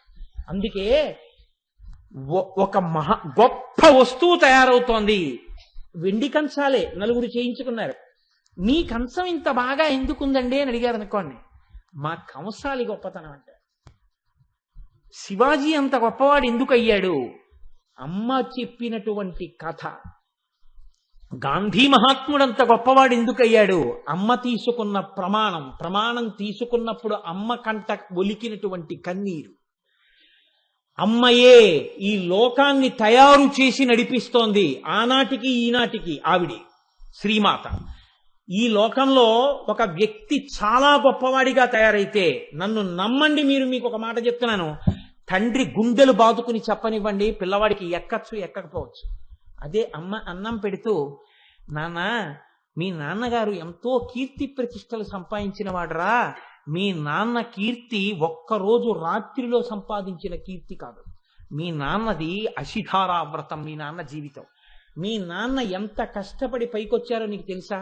నీకు తెలియదు. మీ నాన్న మా పెళ్ళైన కొత్తల్లో మీ నాన్న సైకిల్ కూడా లేక 8 మైళ్ళు నడిచి వెళ్ళేవారు. మీ నాన్న తన డబ్బులతో తప్ప ఒక లూనా కూడా కొనుక్కుని ఎరగరు. మీ నాన్న ఎవరి దగ్గర ఇలా చెయ్యి చాపి ఎరగరు. మీ నాన్నకి ఇలా పెట్టడం వచ్చు తప్ప ఇలా తీసుకోవడం తెలియదు. మీ తాతగారు ఎంత గొప్పవాడో తెలుసా? మీ తండ్రి ఎంత గొప్పవాడో తెలుసా? నీ తండ్రి వైభవం నీ తండ్రి దగ్గర అలా నేర్చుకోవాలని ఎంతమంది ఆయన దగ్గర తిరుగుతారో తెలుసా? ఆయన పెట్టిన భిక్ష అని ఎంతమంది ఆయన ఫోటోలు పెట్టుకుని ఉద్యోగాలు చేసుకుంటున్నారో తెలుసా? అంత కష్టపడి చదివి పైకొచ్చి మీ నాన్నగారు ఇవాళ ఐఏఎస్ అయ్యారా. మీ నాన్న పుట్టుకతో కారులో తిరగలేదు. మీ నాన్న పుట్టుకతో ఇంత అధికారి కారు. ఎంత కష్టపడి మీ నాన్న ఈ స్థితిని చేరారో అటువంటి తండ్రి కడుపున పుట్టావు. ఇవాళ మీ తండ్రి వైభవానికి టీవీ చూస్తూ కూర్చుంటే పనికిరాని వాడివైపోతే, మీ తండ్రి తల దించుకుంటే నువ్వు ఎందుకు పనికొస్తావో చెప్పు? మీ నాన్నలా నువ్వు కష్టపడి చదవాలి. మీ నాన్న ఎప్పుడు సంతోషిస్తారంటే పుత్రాది చేత్ పరాజయం. నీవు చేసినంత గొప్ప పని మీ తండ్రి చెయ్యలేకపోయానని ఓడిపోయిన నాడు మీ తండ్రికి సంతోషం. మీ తండ్రి సన్మానాలకి సంతోషం కాదు, నువ్వు చేసిన పని చేయలేకపోయానని మీ తండ్రి ఓటమిని అంగీకరించడంలో మీ తండ్రికి సంతోషం. అందుకే సుబ్రహ్మణ్యుడు చెప్పినంతగా ప్రణవానికి అర్థం చెప్పలేకపోయాననుకున్నట్ట శివుడు. అందుకని పుత్రుడి చేత వైభవాన్ని పొందినవాడు ఎవడంటే లోకంలో అంత పెద్దరికాన్ని పొందినవాడు తండ్రి పరమశివుడి. అందుకని కొడుకు సుబ్రహ్మణ్యుడు అంటే అంత ఇష్టంట ఆయనకి. కాబట్టి నాన్న నువ్వు వృద్ధిలోకి రావాలి అని ఒక అమ్మ ఒక పిల్లవాడికి చెప్తే పిల్లవాడు వృద్ధిలోకి వస్తాడు. తండ్రి ఎంత గుండెలు బాదుకు చెప్పనివ్వండి అందనుకోండి, గాలిపోతాయి. నేను ఈ మాట ఎవరిని నిందించడానికి చెప్పట్లేదు, ఇది మర్యాద లోకంలో. అందుకే ఇంగ్లీష్లో ఒక సామెత ఉంది, the hand that rocks the cradle is the hand that rules the world. ఏ చెయ్యి ఊయల ఊపుతోందో ఆ చెయ్యే లోకాలని పరిపాలిస్తాం. మీరు కాదని అనగలరా? ఏ తల్లి, ఒక్కొక్క తల్లి ఈ లోకానికి ఊపిరిలు పోసిందండి. సర్దార్ భగత్ సింగ్ తల్లి కొన ఊపిరితో ఉండగా మంచం మీద పడి ఉంటే ఒక పెంకుటింట్లో ఎవ్వరూ చూసేవాళ్ళు లేకపోతే ఆయన్ని పోలీసులు పట్టుకునేటటువంటి రోజుల్లో పరిగెత్తుకుంటూ ఇంటికొచ్చి, అమ్మా నీకు ప్రాణోత్క్రమణం అయిపోయే రోజులు దగ్గరికి వచ్చేస్తున్నాయి, నేను వెళ్ళనమ్మా స్వాతంత్ర సంగ్రామానికి, అమ్మా నీ సేవ చేసుకుంటానమ్మా అంటే ఆ తల్లి కొడుకుని చూసింది, ఛీ దుర్మార్గుడా, నీలాంటి కొడుకుని కన్నందుకు ఇప్పుడే చచ్చిపోతే బాగుండనుకుంటున్నానంది. ఏమమ్మా అంత మాట అన్నామన్నారు. కొన్ని కోట్ల మంది దాస్యం అనుభవిస్తుంటే భారతమాత ఏడుస్తోందిరా, నీకు నాకు తల్లి ఆ తల్లి దాస్య శృంఖలాల్ని ఛేదించి వీరోచితంగా యుద్ధం చేయడం మానేసి అమ్మకి కాళ్ళు పట్టడానికి వచ్చావా? పడితే 3 రోజులు ఉంటాను, పట్టకపోతే ఓ పూట ఉంటాను. నేను పోవడం కాదురా కావలసింది, అమ్మ సంకెళ్ళు విడిపించు లే అంది. అంతే భగత్ సింగ్ ఉత్తర క్షణం వెళ్ళిపోయాడు. ఆఖరణ తన కంఠానికి ఉరితాడు తగులుకుంటున్నా మా అమ్మ కోరిక తీర్చాను చాలు, ఈ దేశం కోసం పోరాడిన అసువులు అడ్డేశానని ఊపిరి వదిలిపెట్టేశాడు. అటువంటి దేశంలో ఈయన ఎందుకనాలి? అటువంటి కొడుకుల్ని మనం పెంచి పెద్ద చేస్తున్నాం, అటువంటి సంస్కారాలు మనం నేర్పుతున్నాం.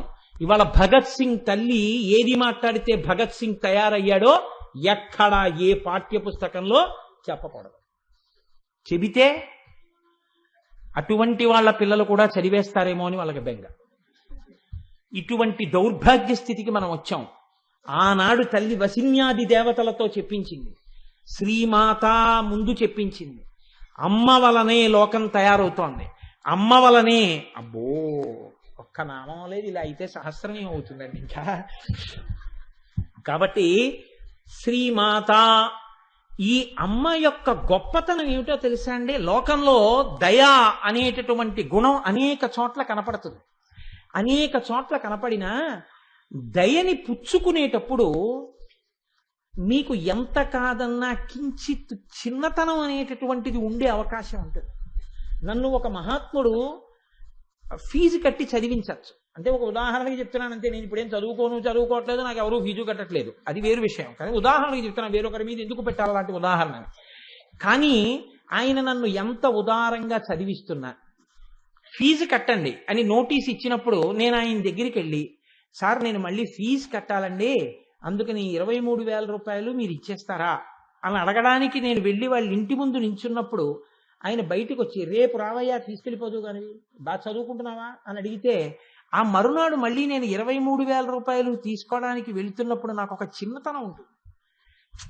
అందరిలాగా నేను ఎందుకు నా డబ్బులు నేను కట్టుకోలేకపోయాను, ఇలా చెయ్యి చాపి పుచ్చుకోవలసినటువంటి స్థితి నాకు ఎందుకు వచ్చింది అని ఒక ఎంత కాదన్నా, ఎంత ఉదారుడై ఒక కొడుక్కి ఇచ్చినట్టే ఆయన ఇచ్చి, నువ్వు ఎవ్వరికీ చెప్పక్కర్లేదయా, మీ డబ్బులే అని చెప్పి వెళ్ళి కట్టుకోనన్నా, నువ్వు వృద్ధిలోకి వస్తే చాలు, మీ తండ్రి చేసిన ఉపకారం అటువంటిది మా కుటుంబాలకి, ఇది మీ తండ్రి డబ్బే అనుకుని ఇచ్చిన మీకు తండ్రి కీర్తి పట్ల సంతోషం ఉన్నా, అయ్యో చెయ్యి చాపేనే అని చిన్నతనం ఉంటుంది. కానీ మీరు చూడండి, లోకంలో దయని పుచ్చుకున్నవాడు, దయని అందించినవాడు ధన్యులయ్యేది ఒక్క సందర్భంలో. ఎక్కడో తెలుసా అండి? ఆ ప్రొవెర్బ్స్ ఇంగ్లీష్లో ఉండొచ్చు, కానీ ఎంత గొప్ప మాట అన్నారంటే,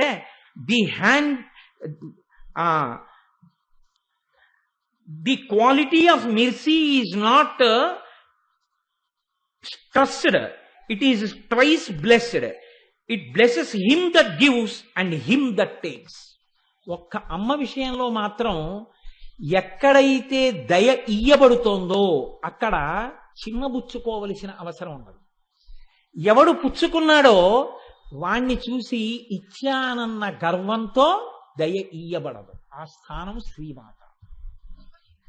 ఎందుకని? ఎన్ని తప్పులో మన దగ్గర ఉన్నాయి, ఎంత దయయో అమ్మ దగ్గర ఉంది. మీరు లెక్క వేసి చూసుకోండి. పుట్టడం దగ్గర నుంచి తప్పులన్నీ మనవి, దయంతా అమ్మది. రోజు నేను చెప్పక్కర్లేదు, మీకు తెలుసు. ఎన్ని తప్పులో చిన్నప్పుడు, అన్ని అబద్ధాలే, అన్ని తప్పులే. ఇంత తప్పుడు బతుకుని కడుపులో పెట్టుకుంది. ఎవ్వరికి పక్క వాళ్ళకు కూడా చెప్పలేదు, కొడుకు చులకనైపోతాడని. ఇంత కడుపులో పెట్టుకుని కొడుకు వృద్ధిలోకి రావాలని నా పట్ల దయని చూపించి అన్నం పెట్టిన అమ్మ, తండ్రి కొట్టేసి వీడికి అన్నం పెట్టకు అని తలుపేసేస్తే, నాన్నగారు నిద్రపోయిన తర్వాత తలుపు తీసి నన్ను తీసుకొచ్చి బింకంతో అన్నం తిననని కూర్చుంటే, తను కళ్ళనీళ్లు పెట్టుకుని దయతో నాకు అన్నం పెట్టిన అమ్మ నాలో పరివర్తనని తీసుకొచ్చింది, నన్ను మార్చింది, నేను వృద్ధిలోకి వచ్చేటట్టుగా చేసింది. ఆ ప్రకటించిన దయ వలన ఆవిడికి తరిగిపోలేదు. ఆ దయని పుచ్చుకున్న నేను కుమిలిపోవలసిన అవసరం లేదు. ఇచ్చిన దయ, పుచ్చుకున్న దయ బాగా ఇంకా గుణింపబడి రెండు సార్థకత పొందేది ఎక్కడైనా ఉంటే లోకంలో ఒక్క అమ్మ దయచేత ప్రకాశించినటువంటి కొడుకునందే. అమ్మ దయ అర్థమైతే నువ్వు ఎప్పటికీ తప్పుడు కొడుకువి కాలేవు. అందుకే పోతన గారు ఒక్క తీర్పు చెప్పారు, చేతులారంగ శివుని పూజింపడేని, నోరు నొవ్వంగ హరికీర్తి నుడువడేని, దయయు సత్యంబులునుగా తలపడేని, కలుగనీటికి తల్లుల కడుపు చేటు. కాబట్టి లోకంలో అమ్మకే ఇంత మర్యాద ఉంటే, ఇన్ని లోకాలను కన్న అమ్మ ఆ శ్రీమాత ఎంత గొప్పదై ఉండాలి అని, అంత గొప్ప అమ్మ గురించి, అమ్మ యొక్క దయా విశేషం గురించి మనకి లోకంలో ఆ లలితా సహస్రనామంలో వసిన్యాది దేవతలు ఆ అమ్మ వైభవాన్ని కీర్తనం చేస్తారు. అయితే చాలా ఆశ్చర్యకరమైన విషయం ఏమిటంటే, ఇంత పెంచి పెద్ద చేసినటువంటి అమ్మకి నమస్కారం చేయకపోతే పీడాపోయేది. అంత గొప్ప అమ్మ వైభవం చెప్తుంటే ఆవలింత రావడానికే సిగ్గుపడాలి మనం. ఆ ఆవలింత 100 మందికి వినబడేటట్టు ఆవలించిన వాడు సభలో ఏమనుకోవాలి? అటువంటి వాణ్ణి కూడా క్షమించగలిగిన శ్రీమాత అమ్మవారని అమ్మవారి గురించి పెద్దలు అంటారు. అంతటి వైభవం ఉన్న తల్లి శ్రీమాత. అటువంటి తల్లి యొక్క వైభవం వసిన్యాది దేవతలు కీర్తనం చేశారు. కాబట్టి ఇవాళ నేను ఆ శ్రీమాత అన్న నామాన్ని మాత్రమే వ్యాఖ్యానం చేయగలిగాను. కానీ ఎన్ని చేశామన్నది కాదు. ఏకశబ్ద సమ్యజ్ఞాత సృష్ట ప్రయుక్త స్వర్గే లోకే కామదుర్భవతి. ఒక్క పరవశంతో ఒక్క మాట చెప్పుకున్నా చాలు. కాబట్టి ఇంకా నేను దాని గురించి ఏదో చెప్పాలనుకున్నా ఇక ఇక్కడతో శ్రీమాతా నామాన్ని పూర్తి చేసినట్టుగానే భావింపబడుగాక. రేపటి రోజున శ్రీ మహారాజ్ఞి అన్న నామం గురించి అమ్మవారు నా చేత పలికించి నన్ను ధన్యుణ్ణి చేయుగాక